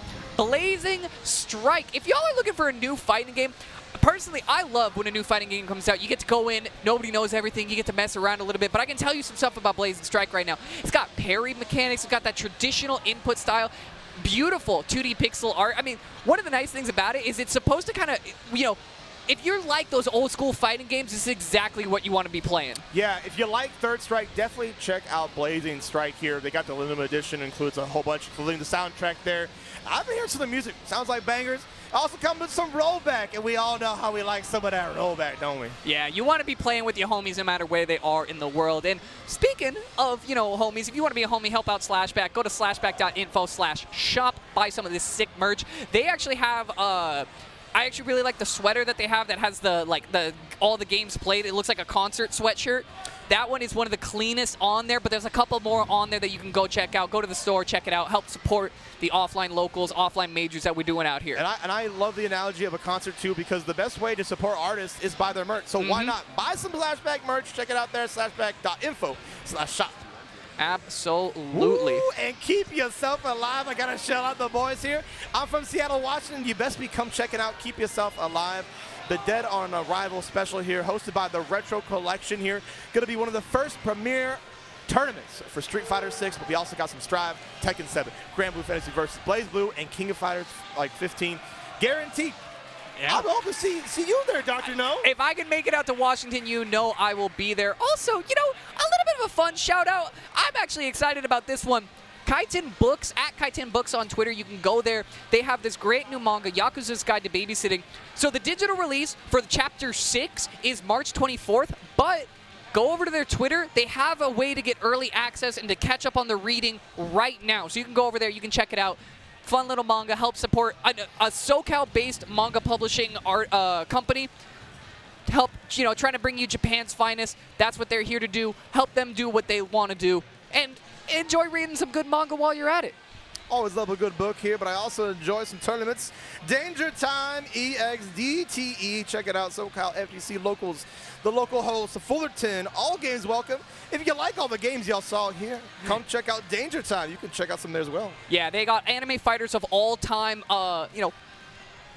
little bit of a plug. They also have a local Owen Tuesdays is a weekly tournament that's run out of the same venue. They got a monthly tournament for GGST, Tekken 7, and Melty Blood that is once a month. I believe that's called Fullerton Fights and DTX. So there's 3 great events all in one place of Fullerton. If you're in the area, you definitely want to be coming out to those kinds of events. Support your locals. Absolutely. Support your offline scenes. And speaking of your offline scene, another great venue, Riverside, California, has Awaited Fate.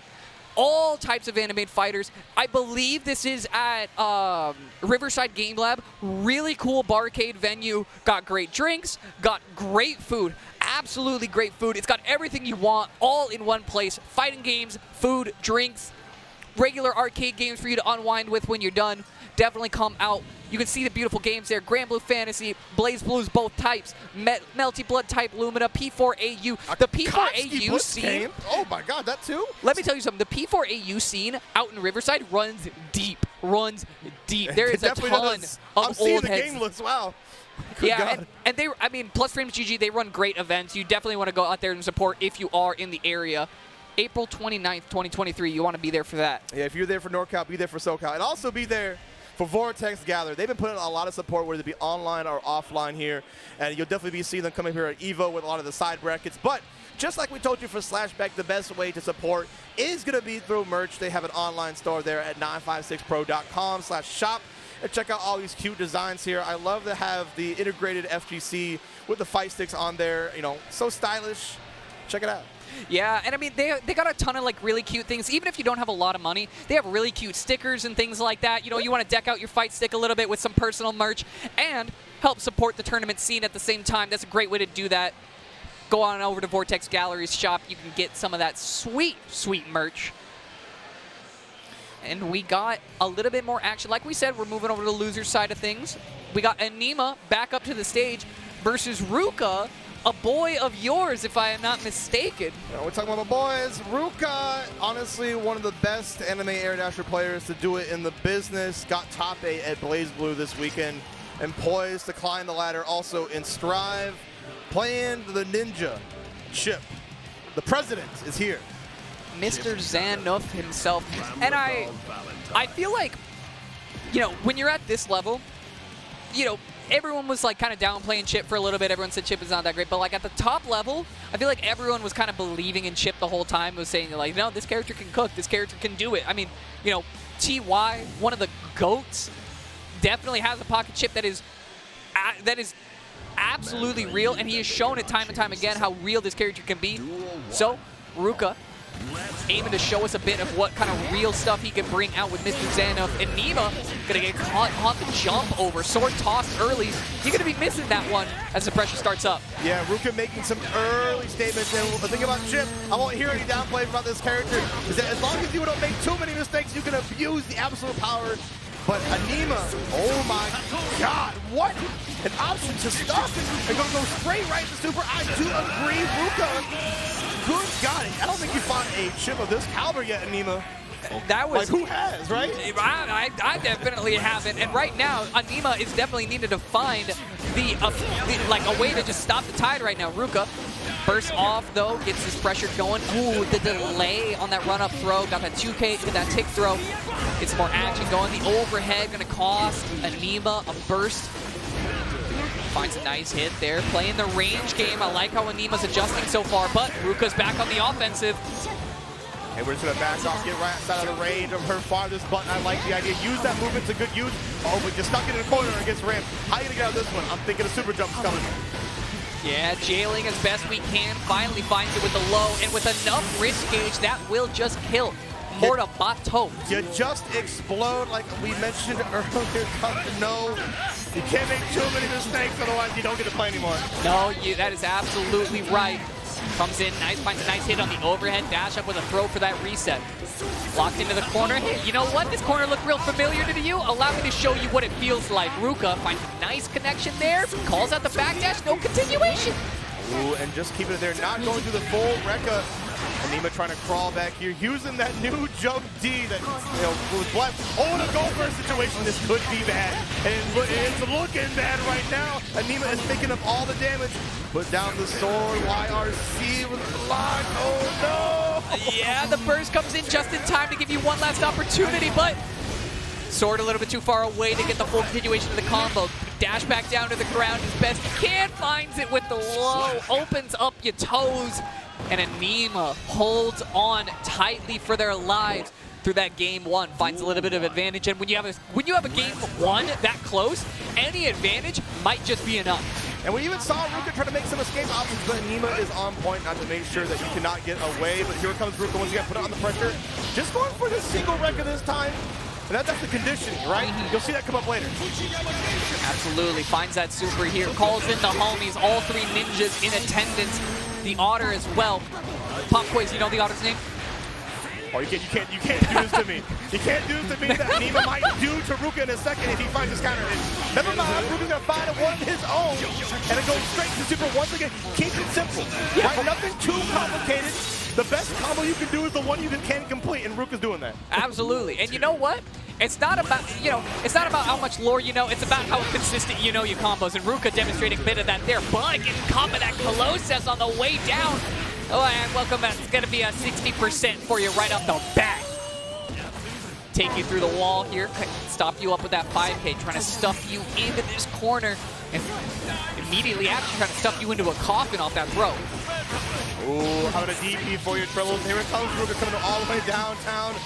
Oh, okay, wow. Going to me in air-to-air. Anema just not stopping short.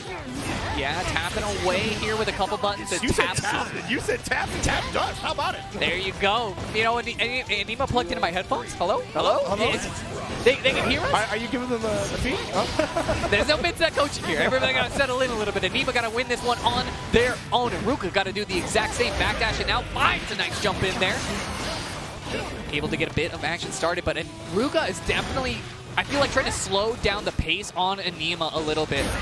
Extending a lot and really utilizing how fast Chip's ground game is. Yeah, especially with that far slash, one of the best in the game. You also have to stand right side of the range of the dash. You also got to watch out using your resources, Ruka. All of them are gone, and Anema's also going to take your health away with the Mortal Bato. You said it right. You had all these resources, and Anema had his hand in every one of those cookie jars and said, YRC, I'll take one. Burst, I'll take another one. And your health, your life. Right? Yeah, your life. By game 2, I'll see that one safely secured in Anema's favor. Ruka looking for more opportunities. I mean, every game has been so close so far. You just have to find a way to put this one to bed. Find a nice hit, snagging you out the air, bringing you back down to the ground. Overhead, overhead. Got you mashed twice. Yeah. Oh my god, Anema has caught on. To the way that Ruka likes the burst. Lucky did not get too punished for it. A little bit of a scramble there, but looks like Ruka came right on top. Getting the overhead on the Rekka, made it count, and taking that round. Yeah, huge compose there from Ruka. You got that 5P, wasn't able to convert off of it, but immediately said, you know what? It's fine. I'm going to get through this. I'm going to just lock into the corner, lock in my mental, and close out the round. Now, Anema doing the same thing to Ruka. You're going to have to hold that mental train together just a little bit longer, because you're going to be in here for a minute. The back throw? Okay. Yeah, and we're going to put down the clone once again just to get a little bit of plus frames. Going to back off a little bit and go right back in. I love the pace that Ruka plays that, just like a little bit slow and just goes head first, straight in. Yeah, definitely says when I'm a send, I'm a full send. I don't know no half sends in this household. Unfortunately, you might not know much life as this Calvados is gonna hurt. There it is, blast them out. And there we go, Anema puts Ruka's tournament life on the line right now. Finds a way in on that 2K2D. But honestly, that super from last time gave enough hits to where now the burst is going to be coming back online. That's one of the Banes are using that super for random matchups. But we gotta check out. It was getting red. Are you dead? Wow. Oh, you're definitely dead after that burst gonna whiff. Yeah, this scaling gets reset. I think you're gone. Anema 3-0 and a handshake off of that one. That was so brutal. The red lights do not indicate that these doors are secure. No, quite the opposite. When that tap dust explodes you and you see counter on your screen, I mean, I understand how the burst went haywire. That was a punishing. That was like 90% HP, chip gone in a flash. Gone in a flash there, and yeah, it really, I think, came down to Anema knowing exactly the habits of when, Ruka wanted to use the YRC, the burst, and Ruka made it count in terms of just running in and trying to stuff an option on trying to get a whiff punish, but like we mentioned earlier, you don't get that many chances to play when you're chip, even though you have immaculate options to abuse. But Anema is definitely, this is basically making a statement like, this is my game. Yeah. Go back to Blaze, Ruka. Yeah, and I think you were talking a great point there. Is Ruka, like, those long to mid-range situations were a huge part of kind of the Ruka game plan. All of those situations where you're picking your chance to commit, you're using your speed to your advantage. Never got stuffed by any of the 5Ks that Anema was throwing out, never really got caught on the run-up, but it really came down to you can't play mid to long range eventually, forever. Eventually, you have to get in. You have to be bare-knuckle brawling with them. And Anema won out a lot more of those situations, a lot more money punishes, a lot more, just kind of blood spent when it comes to all the damage that was done. So Anema going to be taking that one. We move on over to the loser side of bracket, though, and we have Stealthy versus Dawn. Yeah, so SoCal's own. I don't know where Stealthy got the rainbow hair. I don't remember seeing the rainbow hair on him earlier, but Stealthy, like the young buck of Axel Low, definitely made huge splashes out in one of like SoCal's top players right now. I think he's like 17. My man's is young. The young bucks do it well. I gotta say, they have the execution of a god. And I don't know, Stealthy looking like me after I get my burst baited. I'm looking like a little bit of that. But honestly, hopefully we won't end up like that in the set here. Dawn gonna be the competitor coming up here.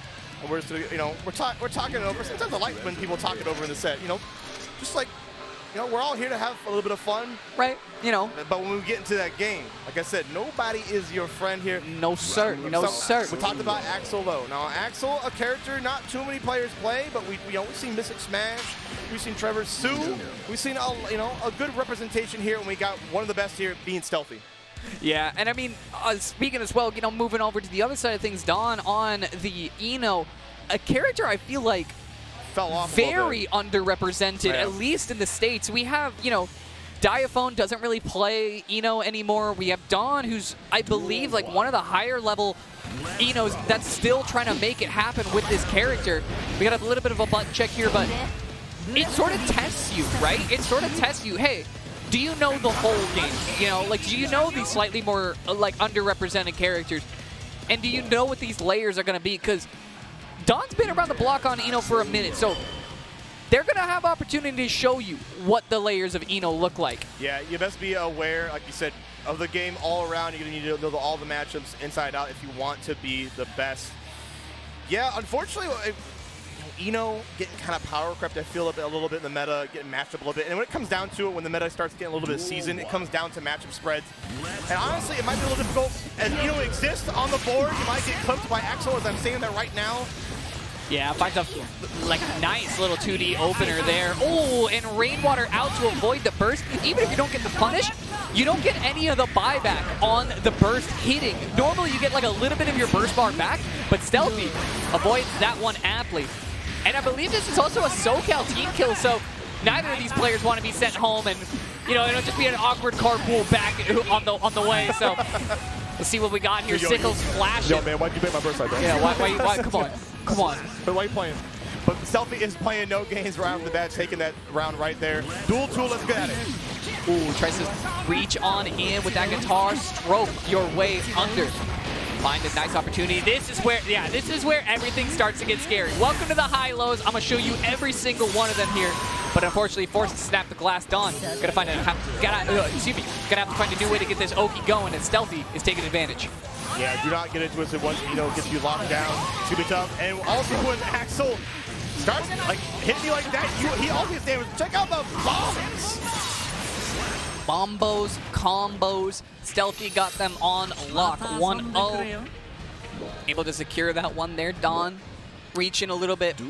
It's a game of picking and choosing your battles. You don't really have to decide on her movements very carefully. Otherwise, you just kind of get nicked. And then all those new buffs that Axel got a patch or two ago start coming to fruition. Yeah, absolutely. I like that burst there from Dawn. There's not. Oh, and I like the burst read more.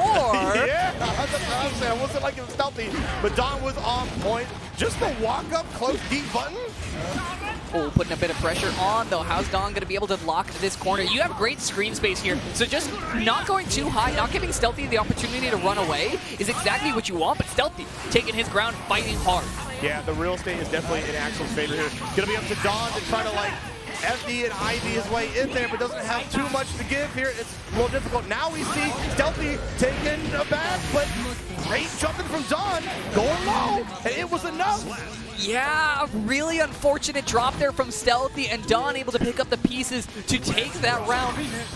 That's never a good look, because you're not going to have burst. If Dawn can get in fast enough, this could be, this could be guess for game time. Finds a way to stroke in, but the 2K is going to go wide. Nice hit, the projectile. Great avoid there from Stealthy, and answers back, pulls it back in with his Rainwater. It's plus frames, baby. Oh yeah, we're gonna get a lot of big damage off at the same time into the OTG. And this right here, I'm just gonna call it, that's curtains. Yeah. There's not much you can do. You have to take so much risk to get in, even though you had meter. Dawn just couldn't find the answer. Yeah, there's a couple near checkmate situations in this game. That is certainly one of them. But Dawn reaching the win con right here. First to keep the corner. You just got to get that one knockdown so you can get your high-low started. Oh, and there it might have been, but the stroke kind of whiffing out. It's turning a little scrambly here into this corner. Dawn locking into the screens position, but just nothing that it felt like super solid or committed. Okay, gonna use that RC to good measure, and probably not even get, a chance. As I say that, using the BRC to drift forward. Oh, nice backdash on the low. Yeah, Mr. Axel low. Speaking of, trying to find a way to get this last hit in. The 2K just galling into the 2D. Oh, you didn't find your way in. The stroke goes just a little bit too far. Just one string too low on your guitar. And Stealthy securing that game to Dawn. Tournament life on the line once again. Yeah, it just feels like Stealthy can just play a little bit more safer than Dawn is at this point here. Trying to find a way to snipe, but honestly, I give the Stealthy too. Finding these defensive options on these backdashes and blocking a lot of these high-low situations when it matters. Ooh, and that's a huge hit there off that 2S. Finds a nice hit, the red RC, just to get that drift forward. Finds a throw. Oh, this is getting scary for Dawn. Has not had a solid, those owning corner situations that can make you feel so frustrated against Eno. Stealthy has just navigated this entire set to never have to deal with it. It really feels like it's hard for Don to get their game plan started, especially when you have to spend meter on movement, and you can't spend it really on supers. So how are you to get to the, break the glass and get positive bonus? You're missing half of the game, I feel. Yeah, you may never get the chance here. Axe Bomb is going to put you to the glass. It's not going to stick, but one more button will do it. Stealthy, 3-0 and a handshake, a perfect to close out. Woo, the game's done quick. I gotta say, that's probably the fastest game I've seen all weekend, to be honest. But courtesy of Stealthy, he may be dressed like one, but he certainly isn't a clown. Crowd pleaser, I will say. No, yeah. What you think he is, a funny man? What do you think he is? I mean, he's being funny right now. Look at him. Look at these both two kind of go at it, bantering. I love it. Yeah, and I mean, that's that SoCal love. You never want to, but at least they're homies, right? At least, you got some love for each other. Now we got some more losers matches going to be coming up after that. But, I mean, we have had great sets the whole way through. Chat, thank you for holding it down with us out here, helping support the scene. I hope you've been enjoying the event so far. I've been having a great time. Been having a great time just watching matches, all sorts of different fighters. Do not go anywhere, because after this, pivot immediately over to the other channel. They're going to have Guilty Gear Top 8 following immediately after this. Going to close out got 2 more Top 8s coming up after this, so you don't want to go anywhere. But we also got some more rounding out this top 48 to top 8. We got GC Yoshi. Ooh, yeah, the memer himself coming back on deck. And I believe Alpho also, going to be the one stepping up onto the stage now. GC Yoshi bringing back the Anji.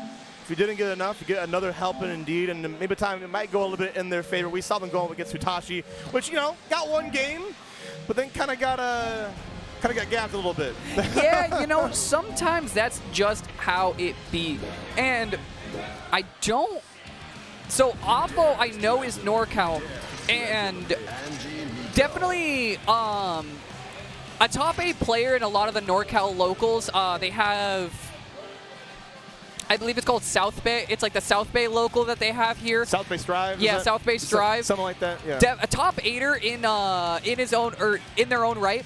Oppo's been able to make multiple top 8s. I believe has topped 8 a TNS once or twice here or there. So, no slouch, but it's, we said it before, it's the history books that you're fighting against. It's GC Yoshi, multiple top 8er in multiple games, has been around the FGC block, so, what matters more, fundies or, being up on the current? Yeah, it really is a past meets future kind of situation, and it really will, like you said, come down to fundamentals indeed. Sometimes when you're young, you definitely have those reactions. I don't think that GC Yoshi has faltered in any capacity here, but we're definitely, I think when you're especially playing with Anji, you're going to make more reads. But we're coming out here with the man himself, Gold Lewis Dickinson, Secretary of Defense. Absolutely. Oh, I love me some Gold Lewis. And we haven't gotten to see a Gold Lewis break out so far yet. Getting caught by the overhead. Those are not going to get the opportunity to immediately do it. Jumping into the butterfly is a little bit of an interesting way to start this off, but how are you going to deal with these plus frames? We talked about GC Yoshi having history books. What if you have to play a character that's new to this game? Yeah, definitely true. We're seeing, honestly, GC Yoshi not sweating too hard, has some meter to use and effectiveness as well. I feel like this is getting a little out of hand. GC Yoshi taking the lead pretty convincingly. Got one more chance, Alpho. Can you hold on to that little sliver of life so they can come back? Oh my God, bringing down the house, bringing down the system. The churn and butter. Yeah, floating like a butterfly, stinging like a bee, but the butterfly, unfortunately, is a little bit more powerful than that super going to go wide. Not quite able to find any value there. Alpho going to get back thrown into this corner here. GC Yoshi back on the offense. Butterfly flying in. Get that reset with those fans. We were talking about matchups earlier, Dr. No. For honestly, this might be okay for Anji because you can just keep Gold Lewis in the corner, locked down, scot-free, especially with the Shitsu, as you're seeing it right there. It's very hard for Gold Lewis to even 5P check because you're getting clipped. You're getting clipped with no burst. Yeah, it's absolutely true. Appo not really able to find a way out of this corner situation. Gold Lewis not exactly known for having the greatest 6P in the game to answer the fan toss from up in the air. So now GC Yoshi should just be able to keep this pressure up. I like the IVs though. Appo finding a new route for defense. Yeah, I think you definitely have to. IVFD not the easiest to use. Oh, but you got to best watch out for the jump D. the best in the game, to be honest, I'm going to say it. Yeah. Oh, was that a Coffin swinger. Oh, yeah, the reversal. I actually don't know what GC Yoshi pressed. Maybe caught backdash out of there, but it's fairly active, right? So, you know, why not be a little bit preemptive in case they do something here? But GC Yoshi putting baby right back in the corner. Oh, yeah. Offo tried to jump out of the throw there, but GC Yoshi was looking for what options may. Got a lot of meter here to lock into this corner. Afo is going to need to find a huge way to win out of this situation. Sneaks in with the low. Are you dead here? Yeah, absolutely dead. Going to hit him with the Sonic fan. Yeah, Guidlhouse got a big body, but not big enough. Perfect from GC Yoshi with burst on deck. We got everything. Got dotted your I's, crossed your T's. Yeah, and you know, Guidlhouse has an X Factor, right? Has the X Factor of just blowing you up, as we might just see right now if we can keep this going. Alpha. Ooh, yeah. My God, look how much red is on the screen. Yeah, that was one burst later, and I'll be seeing you later going on to that next round. Alpha, huge round. Alpha just calling out one throw. Yeah, that was a Guidlhouse round if I ever saw one. Absolutely. 5K putting pressure out here, trying to get into these lows, trying to get into your toes. Opened up, burst out. Alpha says no. I like how they both brought out the hook. All right, I got the butterfly. What do you got? Okay, I got a drone. I feel like the defense budget over on the side of Guidlhouse Dickinson is a little bit higher, right? Yeah. It's like, oh, I'm gonna use my spirit and my spirit essence. I've got technology. What do you got? Magic? Yeah. Oh man. Able to find a wall break here though. Not quite gonna kill. GC Yoshi still trying to hold down here. 6B gonna go a little bit too wide. That is swinging. He's just like, here I come. I'm a machine. I got plenty in the tank. You know, I got to make up for the difference in, military power level. I'm going to be able to swing just as hard, but finds a way in with that JD. Apo not quite able to get the plus frames started here. Oh, gets caught by the edge of the Ko. Yeah, that's that wall play style, using the Ko to kind of clip opponents out of the air, but you're getting clipped by this Coffin for real. Trying to use the jump H to cross up, but is a reversal of fortunes. Here comes GC Yoshi. Yeah, unfortunately, Alpha a little bit too far on the cross-up. Super, it should kill. You are not respected by little friend. I'm saying no. No. Yeah. Good call. A little bit too big, but the Oki situation afterward is not exactly in your favor. GC Yoshi finds a throw to give that one a 2-0 lead. Hey. A little bit of composure there from Offo, though. Not undoable. Yeah, starting to get a little bit of rhythm in the rhyme to it. Getting used to it. I mean, this is the character you don't see too much, so you might get a little bit of knowledge check here and there. That run-up throw was so beautiful from GC Yoshi, and I feel like that run-up throw might have been a little bit of a statement for how prepared GC Yoshi is. Getting caught on the run-up, though. The drone combo in the process. You'll love to see it.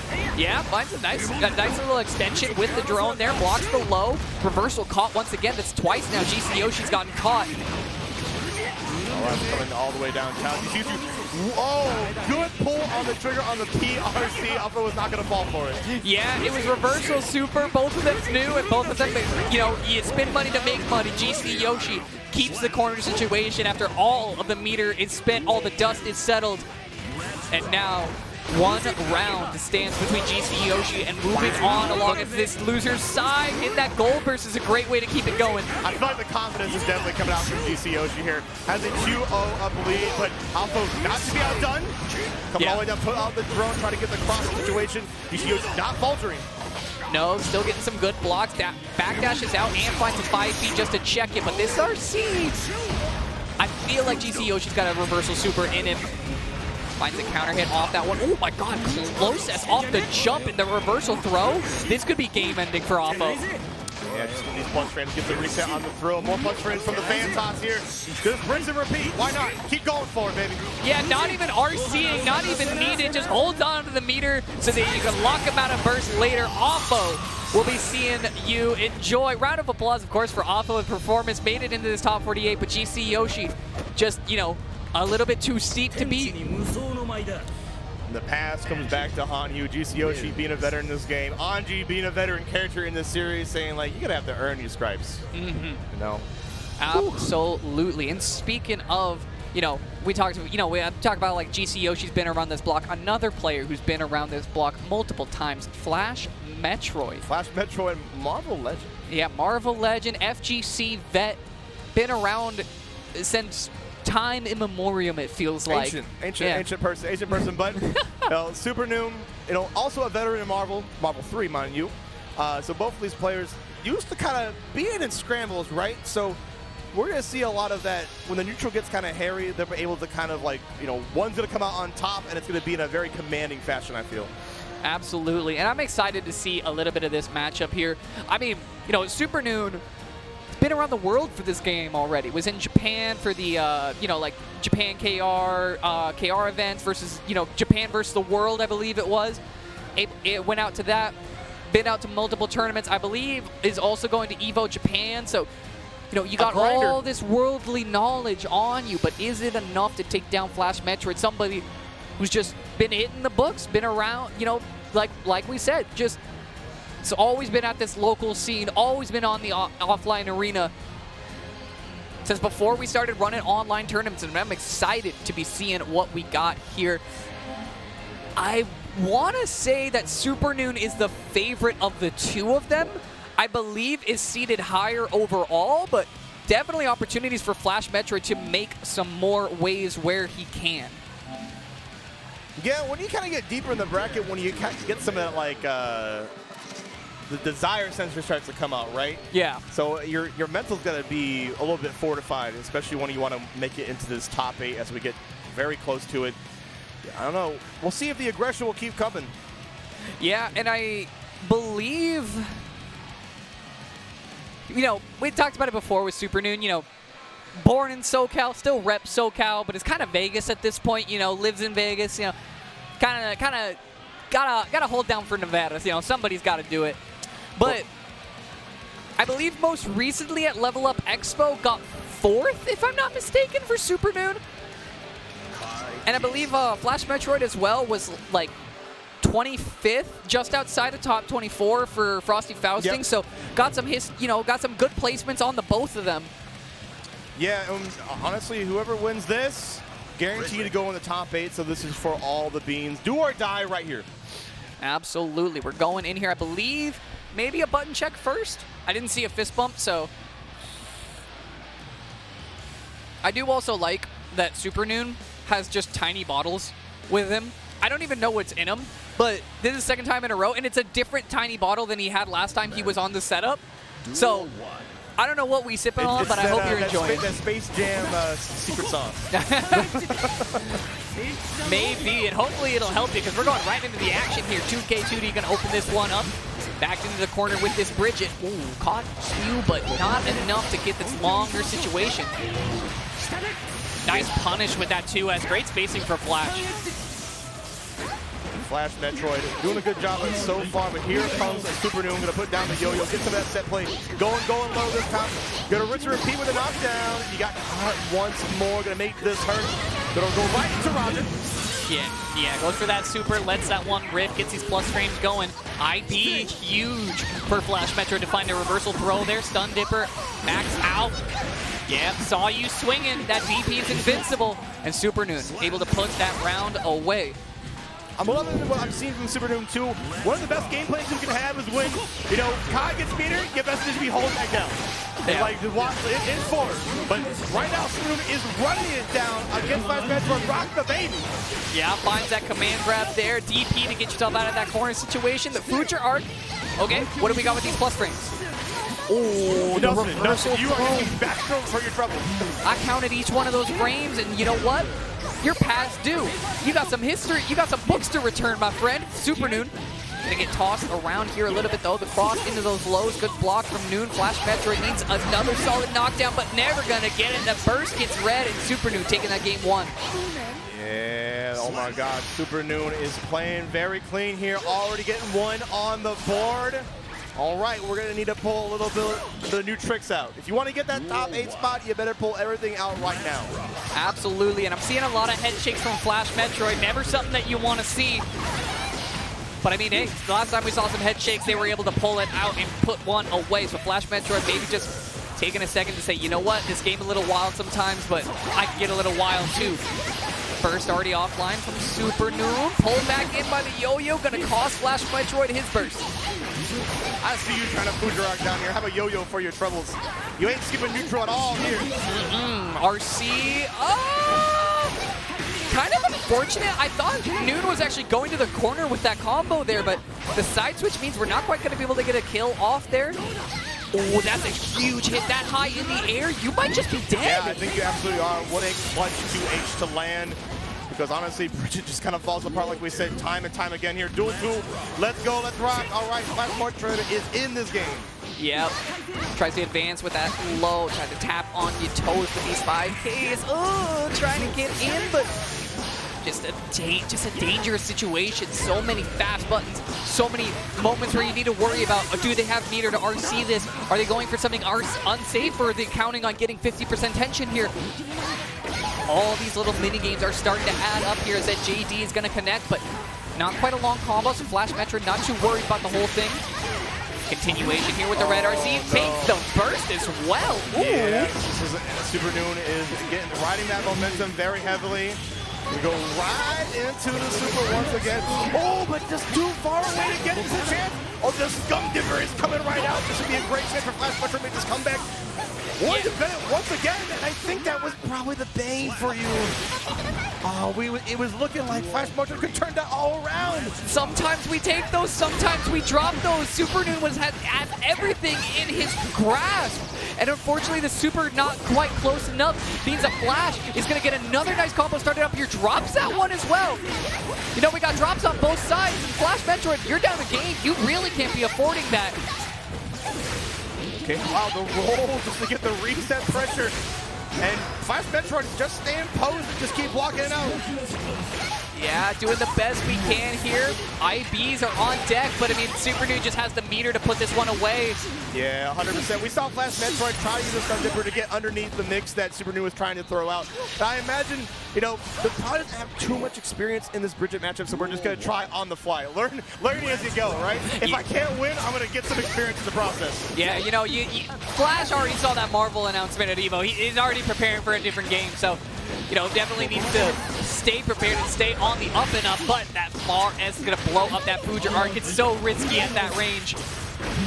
Supernoon with a great call out on it there. Put into this corner with so much meter that you're going to have to block your way out of. Opened up by the lows. One last opening on to do it for Noon. Oh, not quite. And just the low there. Probably was expecting the grab here. And honestly, the GGST, the ST stands for strike throw, and Supernoon is doing it to great effect. That is absolutely true. They're putting this one away in style. Oh, that was a little stylish from Supernoon. The jump back to actually make sure that the yo-yo connects on Flash on the way back. I see why you play this character. I see why you like the movement, you like the tricks. And you know what Trixies you got, and Trixies might just be delivering you along in this bracket here, but stun, excuse me, the DP there. Pulling out. Ooh, I like the hezzy there from Flash Metroid. Kind of stared down, tried to see if Supernoon was willing to throw anything early, but unfortunately, maybe having your foot on the gas pedal might have been a little bit better here. Do we go for a Dragon Install? Do we have a Dragon Install with us? No, we just... Oh, no. You knew. They call me Dr. Nostradamus for a reason, but that whip throw is a little bit worse. Can you make it count, though? Yeah, this is getting a little scary here. Okay. Oh, yeah, you jumped. You were already in mid-press. Oh, you can get chipped out here. You need to find a way to get pressure started immediately and getting caught.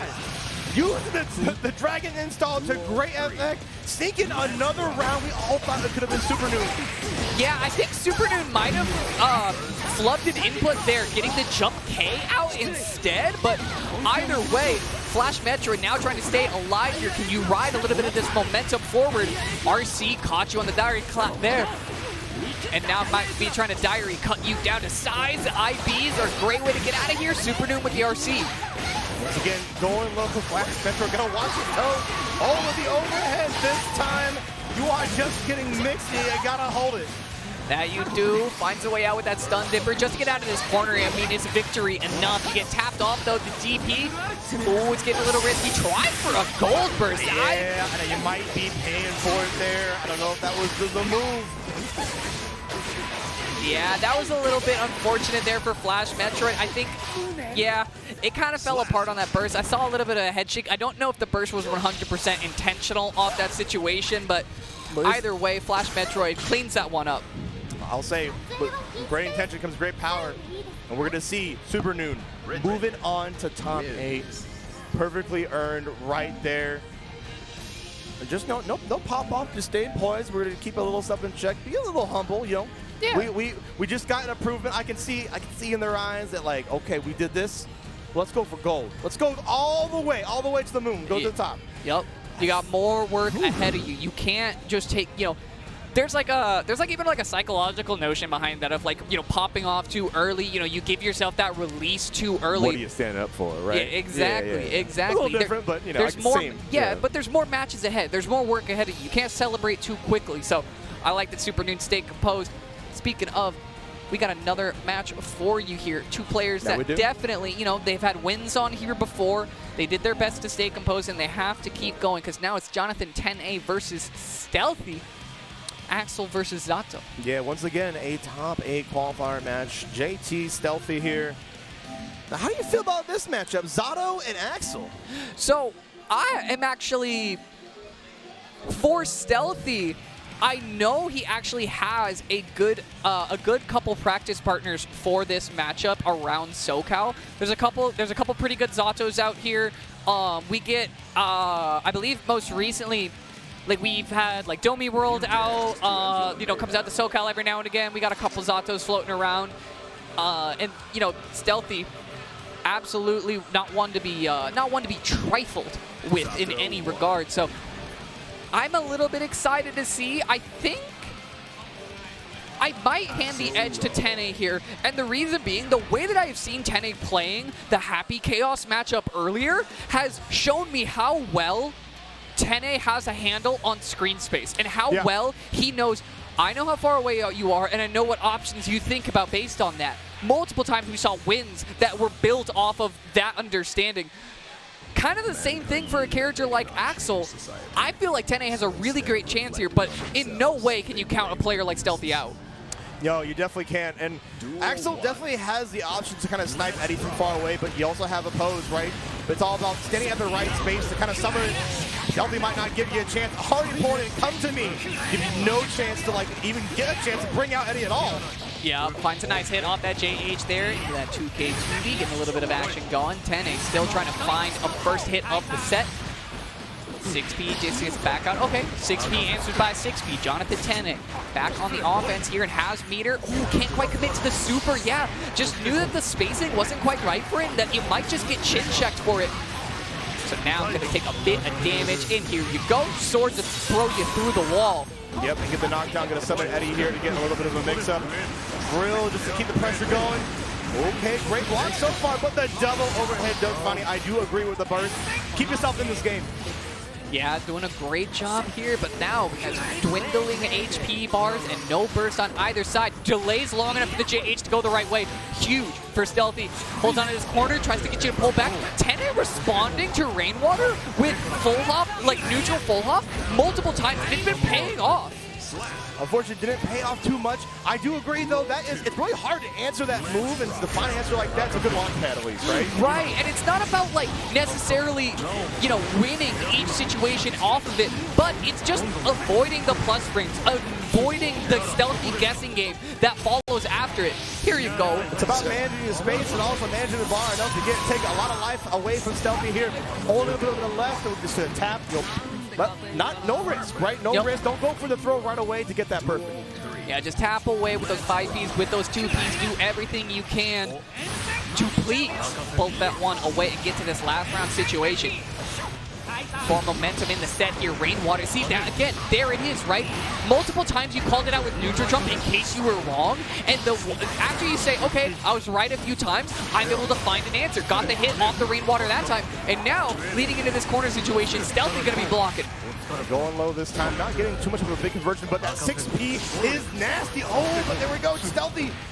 Another release on life? Yeah, potentially. That was a really unfortunate wall break to miss out on, as well as the positive tension that follows it. Tenney does have burst, but where do you even find the time for it? Stealthy, back foot right now, meter in stow. The invite hell gives enough time for the PRC, blocks the wire. See huge reads from Tenney. Yeah, Tenney knowing that, like, all right, I haven't had a chance to have my homie come out and do some of the work. I've just been kind of fighting you bare knuckle to bare knuckle. I mean, that's a testament to Stealthy, just kind of sniping Eddie out very early, right? But now Tenney has to make those hard reads to kind of make those comebacks. Yeah, Tenney, I honestly feel like that first game was huge for the momentum in this set. Finds it off the double overhead there. Bit of pressure, invite hell to close out the last little bit. Ooh, not exactly what you want to contest with if you are Stealthy, but to still be hanging out in this corner. Got a permanent stay. 4 days, 3 nights. But don't go in the pool at this hotel. There's some sharks in it. Ooh, yeah, got hit with the Among Us there. That was basically just all into Tenney's favor. Definitely a Zotto round for sure. Oh my God, getting clipped there. Stealthy trying to like swing his back in their favor here. Noticing that now Tenney is being a little more aggressive, not summoning from far away, because no, it's not really proving any fruit to their labor. Yeah, I mean, as you say, it even happened right there. Summoned Eddie a little bit further away. Stealthy able to snipe him off immediately. Going for a little bit more of these rents and pulls him on in, finds the overhead with that JH, but no continuation. RC'd a little bit too early and didn't get any kind of a pop-up. Oh no, this do not let it be you. It can happen to you. It could happen to you. It could happen in top 48. It could happen in top 8 qualifiers. It doesn't matter where you are in bracket. Tenney is here to stay and waiting for the burst. Tries to bait it out there. Great wait from Stealthy. What a gamble. And if I'm Tenney right here, I'm just going to wait for that meter to keep it hang on there, but it is not enough. Try to like inch forward, but end up getting clipped in the process. We're still back to even here, but the burst economy is in Tenney's favor, but how are you going to use it? Yeah, it's all about how you use it from here, right? Stealthy waited so long to get that burst and ended up floating into another round here, and now with HP advantage, that burst, that second round burst might have been enough to win Stealthy a game. And that it did. And got him perfect in the process here. 1-1 apiece. And you can tell both these players want it, no doubt. This is for top 8 here. Guilty Gear Squad, Slashback. That's the main event. Yeah, Stealthy, I mean, in Tenney's defense, Tenney had dropped game 1 in multiple sets and then just came back and like 3-0'd, immediately responding it. Dropping a game here, you know, you're due for one, but now Tenney's finding ways to answer out. Ooh, strong counter hits is going to be a little bit of damage in a super. Whether it be a long con or an early game, Tenney seems to be on point right here. Going to get the summon right here with the Pierce. And make sure we cover so he does not get sniped. Ooh, oh God, hot lacking. Yeah. And this is going to be another round for Tenney. Yeah, on just a big way, right? So much momentum in Tenney's side. Look at Tenney-tastic right now. Comes under the JH there. Goes a little wide here. Stealthy looking for a bit more action if we can find it. Locked into the corner. Okay, good snuff on the 2S. Oh, that was a pretty big hit. Yeah, RC, are you dead? Wow, I believe that was all off of the trip guard too. Stealthy putting his normals right in the perfect place and gets a perfect of his own. Yeah, I think Stealthy as well, getting the right RC there so you don't get any additional damage scaling is such a huge find for him in that last corner situation. Now, Tenney finds it with the frog. Shard. Right, that great opportunity from that far away, able to meet Stealthy at range. Yeah, and with 50% damage for it. I feel like Tenney hadn't shown that up until this point, that, hey, I can contest you full screen, don't think that I can. Yeah, does not want to take any mix-up, no double overhead action. Oh, where are you going? Get back to that corner, let's get home. Yeah, finds it off the RC, beautiful. I mean, you only had 50% meter, but that was all that was needed. Tenney finds a great air throw off of it. 2-1 here. I mean, this would be an upset for Stealthy to be able to take this one, but with top 8 in both of their eyes, Stealthy is not going to give up just yet. Keeps it same side, finds it off the overheads. Oh, what's it going to be, though? How do you get around the sickles? How do you get around this one? Dashing up with that 6B, getting a bit more action going. And Eddie back online here soon. BRC for BRC. It's like a card game. It's just like, what do you got? All right, I got a 1. All right, what are we going? Fun. Go fish. We're not even playing that game. All right, burst off though. Stealthy still trying to hold on, really wants to secure this round if he can. Back into the corner, this is turning into a scary situation. You don't have burst, you don't have meter, and you might not have any life left when this is over. Wow, it does absolutely take it. Good God, Tenney. And that all started because we saw Stealthy showing his hand with these 5Ps. Tenney having the answer with a 2S, but Stealthy says, all right, I gotta make some magic happen. Sometimes I can't find what I want, but what I need is to get a win. That you do if you want to stay alive here, if you want to move into that top 8. Stealthy, this is how you have to do it. Finding a good HP lead here, but Tenney has deleted many an HP lead before. Great snipe on Eddie. That might just do it. We're going one more round at least. Stealthy knows how cornered he is in this moment, and he is fighting tooth and nail to keep himself in this. Great hit off the rainwater is going to cost Tenney's burst. Okay, there we go. We see like Tenney trying to do the 2S once again, just trying to maybe call it the potential 5B. We're seeing it, Stealthy just matching it up here. You get caught with the 2H, you're gonna explode. Yeah, that 2S from Tenney, not quite finding purchase, and now Stealthy with a bit of momentum here. Can we go to a game 5? I think we can. There we go. I think we can. 2-2 apiece. It would have it no other way. You love to see games be competitive, and this is for top 8. All right, here we go. There we are, JH off the jump though. Tenney bursting early, does not want to cost any more HP than you absolutely have to. Stealthy get pushed back, opened up by that inback hell, and the tap dust as well. Here goes a super just for you. Half the work is already done here, so it's going to take one more mix-up. Stealthy might as well probably hold on to his burst maybe for next round. Yeah, he might just be doing that. Oh, it gets so scary to only have one round to play with, but that is all that you are afforded. Stealthy, once again, on the chopping block. Can he find a way to bring this to a last round situation, starting off strong? All right, yeah, and I love the option using jump S. We saw earlier that Tenney summoned a pose and ran forward into 6B. Speaking of which, 6B coming out anyways. Don't matter how it's going to be done. Yeah, you got to just pick and choose your moments for it. Eddie meter back up. That 2S is a huge hit. The BRC to get that conversion going. Locked into the corner here. Stealthy just going to burst to get out of the way. Finds a huge counter hit. I don't think we can kill off of this. I think we're a little bit too far from the wall. Unless. Maybe. Maybe. The time stop wizard. No, so he's got one more chance. Ah, that was such a good block from Tenney. Gets called out, but gets his toes tapped by that 2B. We're going to game 5, last round. You would have it no other way. The burst is on Tenney's side. You can see right there. And Stealthy has been so positive on sniping Eddie so far. Can he keep doing it to earn his top 8 spot?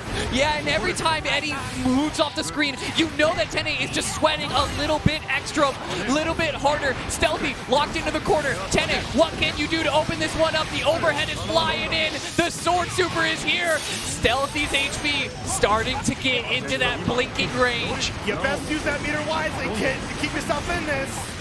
Yeah, can you find a moment? Not even committing to the wire seat. Never panicking in the face of competition. Finds a nice counter hit there. Tenney has 100% meter, but where do you even find the time to use it? Tries to fly in the red RC. This should be it.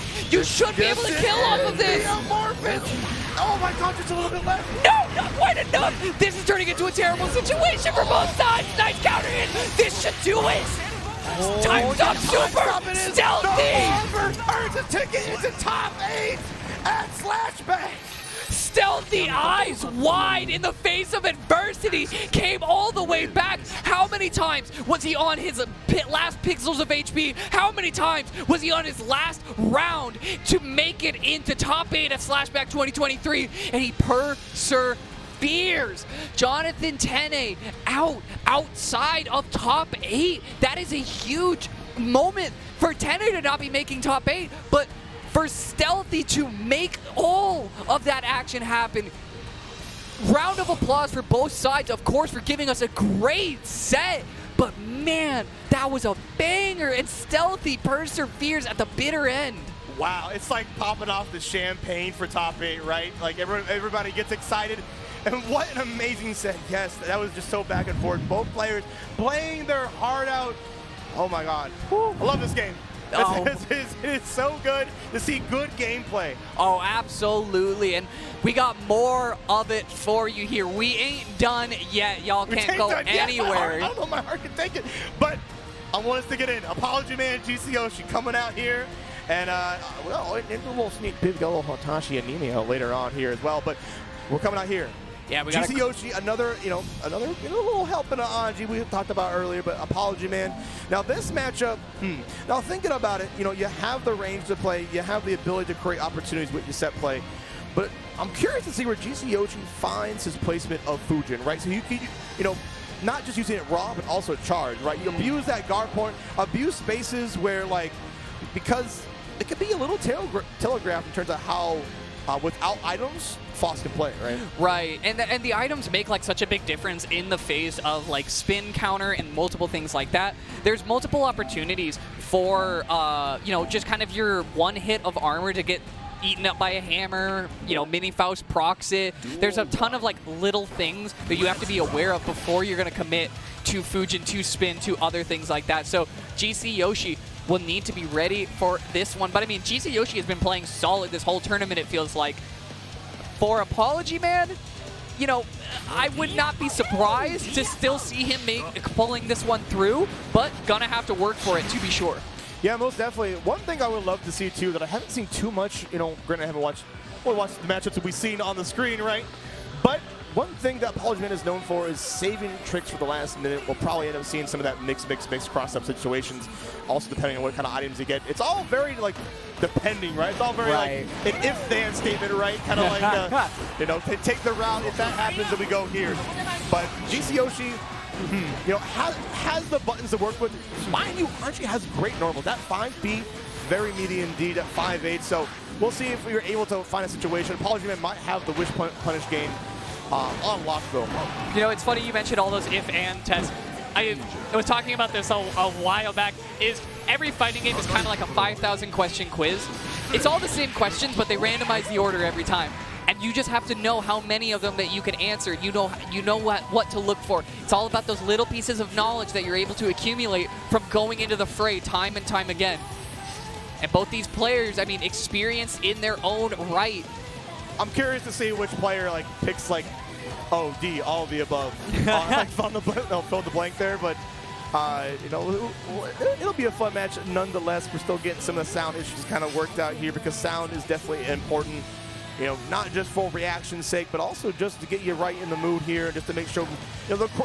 Sometimes some people like to have the headphones off, get the energy from the crowd, but others, like to be in their own little world, like to be in their own little headspace because that's what drives them. Absolutely. You got to lock into the game. You can't just hear the game. You got to smell the game. You got to play the game. You got to do everything that you can consensually with the game. So, Apology Man got headphones on, locked in. GC Yoshi doing the same thing. Anji versus Faust. I'm excited for this one. I kind of feel like GC Yoshi might be able to take this one. Playing a little bit past his seed if he is to get into top 8 here, but he's been playing hot. Yeah, who would expect that GC Yoshi is knocking on the door potentially 2 top 8s and 2 different Guilty Gears here in California on home turf, no doubt here. That is the buff. It's Apology Man as well. Potentially could either want to make it into top 8 here. Would be definitely a big deal for sure.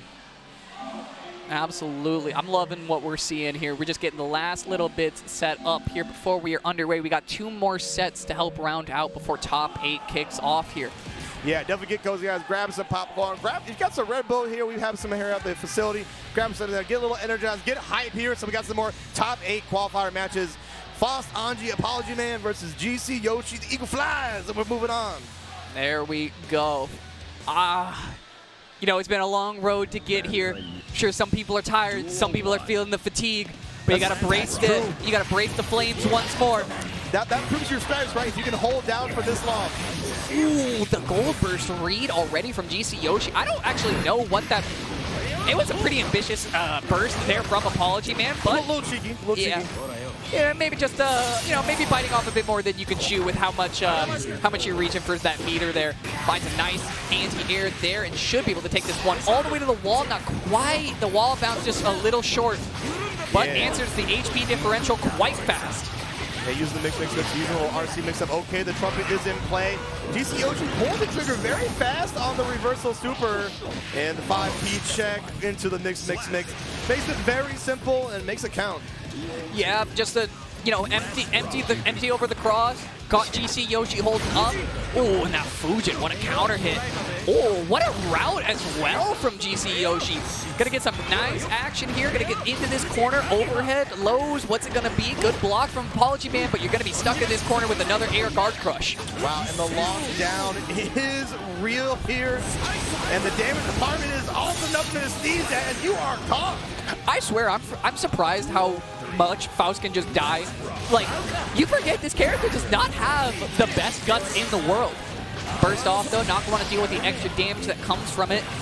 Grab some bananas, get some extra potassium. You're going to need it. Oh, now we'll see Apology Man just counting the back foot. Willing to throw items like no other, because I think GC Yoshi is waiting for like a potential whiff punish situation, but now the iron is hot. It's time to strike. PRC reversal.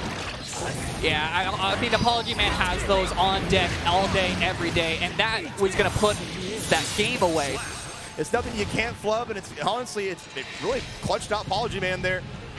But mentioned earlier, yeah, we saw that now, like, Apology Man willing to just sit back and create opportunities for himself, and also start throwing out these air fireballs, creating that wall that makes it a little bit harder for GC Yoshi to get in.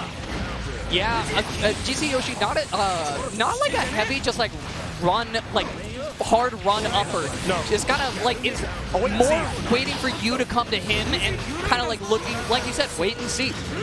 Cole finds the overhead there. Mini Faust to continue the combo. We got Mini Faust army conversions? Hey, you best, I mean, you gotta have it if you have the opportunity. Take it. Absolutely. GC Yoshi got a little bit of meter here. Can we just find a way in to use it? Swinging. Yeah, whoa, what? What a great heads up play from Yoshi. You got up there with the co, you knew it whipped, but Apology Man jumped too high just to avoid it. Finds a throw, air throw on the way down. Beautiful stuff. Yoshi kind of cooking. Yeah, 100%, 100%. And we're also going to get this glass broken. We're also going to get some meter on the side. Both people have burst, but can you call it out? Oh, and I love the idea of using the grab. Don't even give them a chance. Ooh, 6-speed. That's going to give a chance to bring out a bomb situation. Uh-oh, and a trumpet to boom. This is all turning right back into the Nice favor. Yeah, can you find this last hit? Oh, the last hit is always the hardest to get. Jumps right in. But the burst? Okay, that second one, Apology Man, I wonder if there's like maybe a controller issue or something going wrong. I mean, shaking his head at the burst. That's the second burst in a row that has just been a little bit odd, a little bit out of place. Yeah, you hate to see some flubs like that kind of happen, especially when GC Yoshi can punish you incredibly hard. But Apology Man, I don't think is phased as we're seeing right now. Taking him downtown, the donut coming out here, you can have that. Yeah, GC Yoshi kind of having a little bit of trouble with dealing with the back toss right now. I like that though, PRC to make sure you can get up there early for the contest. But gosh, that PRC reversal super. Apology Man wins out on that situation, what feels like every time. And we're just waiting for a situation. Keep in mind that Sentry Drone. Oh, we're seeing that GC Yoshi try to sneak in and tap the Sentry Drone to get it activated. But in the process, you gotta watch out for Big Daddy himself. Yeah, you do. That you do. You know, it does add that little bit of extra recovery when you connect, even if it's not on, like, you know, an actual person, an actual block. It just adds that little bit of extra time. GC Yoshi getting some good damage, 50, almost 60% just off that one opening. Into the overhead, into the lows. Oh, we got everything for you. That's positive meter on you right there, and you deserve to be scared. Yeah, GC Yoshi putting up quite the fight here. Apology Man so close to a burst situation. So I think it's going to be up to either player to make that quite the read. We're going to ignite the Afro. Going to get some heavy damage, but you got to watch out for the explosion because it's going to end your combo. Hits like a custom combo breaker. Yeah, GC Yoshi, I think, just wanted to commit to take as much damage as you possibly could off that situation. Oh, PRC to keep yourself safe. Good call out off the teleport, but you might just be dead. If we can get to the wall break, we can. We definitely can here. Now it is 2-1 in Apology Man's favor. Shaking even though he won, maybe not the way he wanted to, without not having to raise the blood pressure, but getting one step closer to that top 8 Apology Man. Let's hopefully, no jinx. Let's not have any beneath moments. No. We've seen it in the past. Let's have a good, clean fight. Let's make sure it's earned, right? Yeah, no caster cursing around here. We're gonna knock on wood here. We're gonna, grab onto your lucky rabbit foot, the horseshoe. Whatever you got, you're going to need it if you're going to try to pull this one out. GC Yoshi getting a great start here. Lows, okay, gets a nice reset. Doesn't go for the reset a second time, just holds onto the meter. What a find there from Apology, man. A little bit antsy on which way you were supposed to block that from GC Yoshi. Not quite able to find it. And the mix to carry you back and forth across the stage. I hope you got to enjoy your tour of this stage at Guilty Gear Strive. Join us next week where we'll show you what Game 5 looks like. All right, well, we'll be showing you this versus to make another attempt for GC Yoshi to make it out. Trumpet is also coming out. A little overzealous on the reversal super, but, you know, Apology Man will take that right away. I think GC Yoshi was probably hoping for a situation to, like, RC it, right, just to make it safe, but you only get so many chances. Another Trumpet is coming out. The RNG is definitely looking in Apology Man's favor. I like the idea of using the guard point to get past that situation, but it might not be enough. Yeah, and finds a wall break there. The RC thankfully scaling that damage back a little bit for GC Yoshi to get a last opportunity chasing down. Not going to give Apology Man any opportunity to get that meter going. The gold burst. Throw all the garbage on the screen and make it happen for you beneath, because you earned yourself a top 8 placement. He's left. He knows what it is. Yeah, I think both of them knew how nonsense that last situation was. Gold burst. All right, you know what? What else I got in here? I got a meteors, baby. I got a hammer. I got all sorts of stuff. Oh, what's that? I got a top 8 placement too? That you do. That's the best thing that you can find in the bottom of Faust's grab bag. GC Yoshi, I mean, again, round of applause for, you know, making it this far in bracket. Top 8 in one Guilty Gear, can't top 8 too, but I mean, hey, you can't win them all sometimes. Definitely competitive in both. No getting twisted about that. And that was quite one of the most entertaining matches I've seen definitely tonight. But we got, I think, one more top 8 placement, if I'm not incorrect, and that is going to be Hotashi versus Anema. Anema we saw come up earlier. Also, Hotashi here going to be Ram versus Nago, if I'm not mistaken. I don't think we'll see the Bridget come out. Why not? It's, you know, proved so fruitful for you. Stick to what you know because you're so close to the gold, right? Yeah, and if you're GC Yoshi, I feel like you're looking at Hotashi and saying, take my energy, please. You know, I couldn't top 8 in 2 Guilty Gears. You're the only one left with the opportunity to do so. I pass this on to you. I give up my energy. That, or maybe if you're Hotashi, you're like, nah, lose. If I didn't get to do it, you didn't get to do it. None of this should work. But, I mean, Anema, you've made it this far through the loser's bracket. I am hoping that you're able to really make a solid performance and really make that splash that you need. Because getting top 8 over Hotashi? Over Hotashi in NorCal, that is a great opportunity for Anema. So that would be quite the send-off. One person does have to go home, but if it is Anema, not only do you beat a player of that caliber, being Hotashi, but you get top 8 at one of the first new premier tournaments, being Slashback here. All right, well, we'll see how it's going to go. Honestly, Hotashi is a mountain. You're going to need the stilts, you need all the gear to climb that mountain here. Hotashi is not one to falter. The Iron Man himself. And you know what? Getting into top 8, that can really put some nerves on you. And if one player is going to expose your nerves, it's a player like Hotashi. Starting off with a little bit of explosiveness of his own, chopping away with that guillotine. Finds a way out of the corner, though. Oh, yeah, had enough blood to use the clone. Hotashi is so good at using the little bit of, like, armor that the clone has to avoid the explosion. JD to avoid the timing on the fall. Anema gets caught up. Hey, but Anema is fighting right back here, going to YRC just to take the turn back here.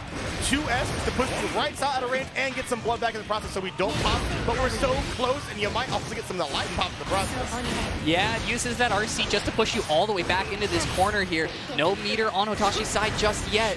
How do you find a way out here? Just chop away with those 2S, 5H. Great air-to-air from Anema. Can we kill? We can. Doesn't matter how much experience you do have, Anema is a different Ram indeed. All right, Anema making a statement here so far. That's a good lead and has a versus to hold on to. Yeah, doing everything right in that round. Just able to find that air-to-air, get the solid conversion, and keep yourself consistent. Oh, no. Tap away with that 5P, that palm, and get a super here just to get a bit of your blood away and a little bit of extra damage. Yeah, that gold burst is going to do you dividends, Hotashi, especially when you got one more to deal with here. And we're just waiting for a response, and Anema's going to strike and already use up the meter. Ooh. Okay, Hotashi and Iron. Ooh, I love the IBFD just to give you some pushback. Answer the bite. Use that meter like your mama gave.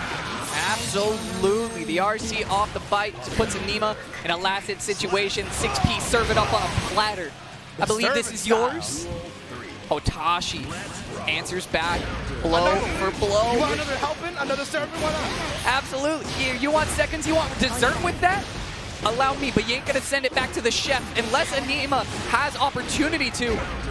6P finds another solid counter hit there, delays the burst, still gets the right side for Anema to get this action going. Oh, gets a pickup with that closest, but drops the combo. Hotashi had a huge opportunity there. Now with the HP starting to even up and meter on both sides, this is getting scary. Raw convert off the 5P? Hey, why not? And honestly, this will probably do enough damage, but you have one Fukio to get in and hopefully finish the job here. Far slash, push him out a little bit more, gets more blood, but make yourself an opening. Oh, another 6P here. It is the drink of choice for Hotashi, and he's popping off. He's getting the energy from the crowd. We talked about that earlier. Different people get different energies from different places, and Hotashi loves to get the crowd on his side. Yeah, he's kind of got that like, he's got the like WWE style to him. You know, he needs 100%. A crowd behind him. He needs the people cheering for him, and when he gets it, I mean, he turns into such a monster. Anema is doing the best to fight against the tide right now. RC to switch the sides and then get into hopefully a wall break. Doesn't have enough meter to get plus frames, but just getting that positive tension going is exactly what you want. Hotashi doesn't have too much blood to rely on. As I say that, gets the whole far slash combo, which is going to recover a fair bit, and gets that close slash counter hit, was hopefully trying to make the burst. BRC forward to get a little cheeky mix up. All return the favors. Your turn, my turn. But it is Anema who comes out on top. Yeah, Hotashi took a risk pressing the close S as early as he had, and Anema, PRC, able to find a way around that situation. The Beyblade's going to go wide here. Anema is doing a great job of avoiding a lot of the situations where Hotashi just says, I'm going to aggressively make you start dealing with stuff. Anema also knowing to pull the trigger onto us, knowing that at a certain point, okay, I can whip punish. It becomes a little harder as they got higher blood, but we have to get a lockdown so it don't matter.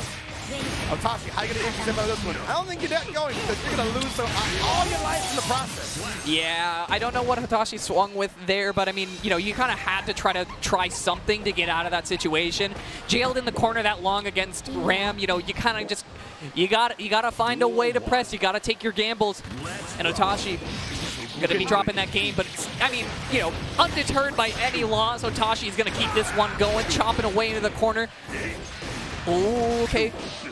Waiting out the jumps from Anema, but I feel like Hotashi has not made a lot of effort to hard call out Anema's jumps yet. And if I'm Anema, I'm a little bit worried about how often you're getting away with them. Hey, okay, a nice jump in from Hotashi here. Find a way to, you know, get the pace on his side. A double bite combo. And just to make sure we don't let you come back, we'll hit you with Fruit Ninja. Yeah, you're gonna go to your favorite restaurant, get yourself a double bite combo to go. Hotashi taking that round there, looking for another one here. Great whip punish on the 5K. Not gonna let Hotashi get extra action going. Anema, ooh, doesn't go for all 3 hits of the Ruka, just takes for a little bit of extra Oki. Ooh, trying to keep it okie dokie. Burst says, get off me. I gotta make sure I'm okay to take another round back. And I feel like this is, the way that this is turning into a slugfest, this could potentially be a round that swings the momentum in Anema's favor if we're able to open this one up, and it looks like we are. Wow, and that all came down to Anema using the slingshot PR to kind of like take their turn back. It's kind of like they're special in a way, and it proved very fruitful as we kind of saw. And I'm loving the whip punishes come out for Anema too. It's not very easy to do to get some of like Hotashi's lights thrown out. Oh, but the DP is going to be a great starter and able to get the side switch there. Super jump. Yeah, with this game being so crucial to momentum, Hotashi is the one who smells how much momentum is on the line, and he is going to take every little bit of it if you give him the chance. Anema finds a nice back throw there, but not a lot of meter. You get 1 RC for the reset, and you have to open him up here, or he's going to find a way out. Maybe you do have a burst reline. Oh, but you also have a 5P to reline and get a full conversion right off the bat and extend it with the RC. Oh, there's a sliver of life. Oh my God, coming all the way downtown. Yeah, brings him back down with the close S. You're going to have to spend all that meter emptying. Flips over, but the blood pump is actually so well timed from Hotashi. Block. Yeah, you got, oh my God, we're spinning all the blood. Swinging. Initial D, swerving all the way around town. Who wants it? Another pop. And there it is, Anema. Making their comeback. Oh my God, that was a heart stopper. I think we watched like 16 different specials go off in that situation because both of them were thinking he doesn't have meter, he can't block this, he'll die to chip damage, but unfortunately neither of them were able to find it, and we saw Hotashi fall to the blood bomb. Now answers back in a huge way, already about 70% off of Anema there. Hotashi does not want to let Anema believe for even a moment longer. Yeah, honestly, you might as well just mull again here. You got clutch last time, which I think you're going to need more in clutch to beat Hotashi here. You do have 2 on the board, but Hotashi looking to make that even very quick.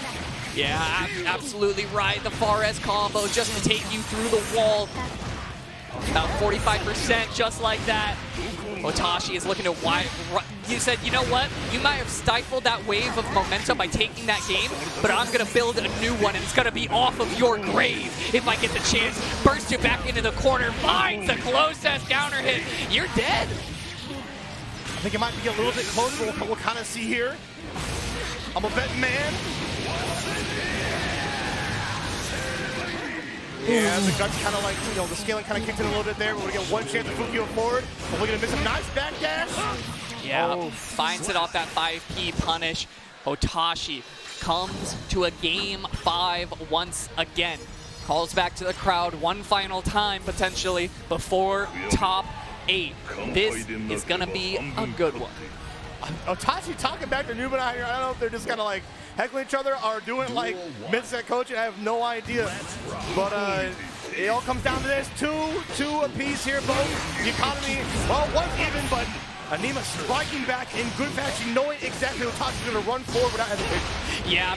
It's a nice counter hit to get this started up. Anema has burst to hold onto this corner a little while longer. Whiffs the throw, but no punish. Anema is going to connect with the second hit of the Rekka. That just killed. That just happened. That definitely just killed. More Macho is nothing to play with here. Anema looking punched and has a burst to still work with. But if Hotashi has anything to say about that, is not the way you want to go. But it didn't matter. Did not get unscathed. Had burst to work with. I feel like it's the operative word now because it just got robbed right before your eyes. Hotashi is making a return statement. And there we go, Hotashi very close to getting a burst back here real quick. So if Hotashi takes this, you'll have to leave the like resource department, I feel. And if Anema can find that tap dust. Spoke a little bit too soon. Yeah, and now we are here. Game 5, last round. Here to make top 8. Finds it off the nice Beyblade counter hit to get a great big chunk of damage already on the table. Hotashi definitely is in a feeding frenzy right now. Finds a nice hit. Oh, does this work? I think it definitely does, but you're not going to get the full animation. But Hotashi knows how to get combos off everything. YRC, this might be your last chance. Can you make it count? Yeah, tries to swing with a 5P. They're not quite able to find the dice. How do you find that last hit just to open things up? BRC, yeah. Fukyoden had the meter to read the gold burst, and a beautiful way to end it for Hotashi. I mean, Anema tried to take a gamble at the end, and you're never going to win every time. No, sometimes there's got to be winners, and just because you want it doesn't mean you always get it, but you know who does get it? That is Hotashi going into another top 8 here at Slashback, and with that, I think we got our whole roster complete. I'm losing my voice. Holy God, I think I need a doctor, but I got one next to me. Let me tell you, I am not a medical doctor, but if there's one thing I can tell you for sure, you can find top 8 of Guilty Gear Strive here at Slashback 2023, Twitch TV/Guildhouse. You want to head over to that channel right now because we're going to be signing off here. We're going to be pivoting over to top 8 on that channel. Y'all don't want to miss a moment of the action. It's been Dr. No and Furshaw holding it down for you. Furshaw, where can the people find you if they want to know more about you? Hey, you can find me at PShaw37 minutes right below. You can also check out her, Dr. No _ Dr. No _. Well, that's it. Slashback signing off. Thank you for having us. Check out Top 8 Guildhouse. Thank you very much, everybody. Y'all have a good night.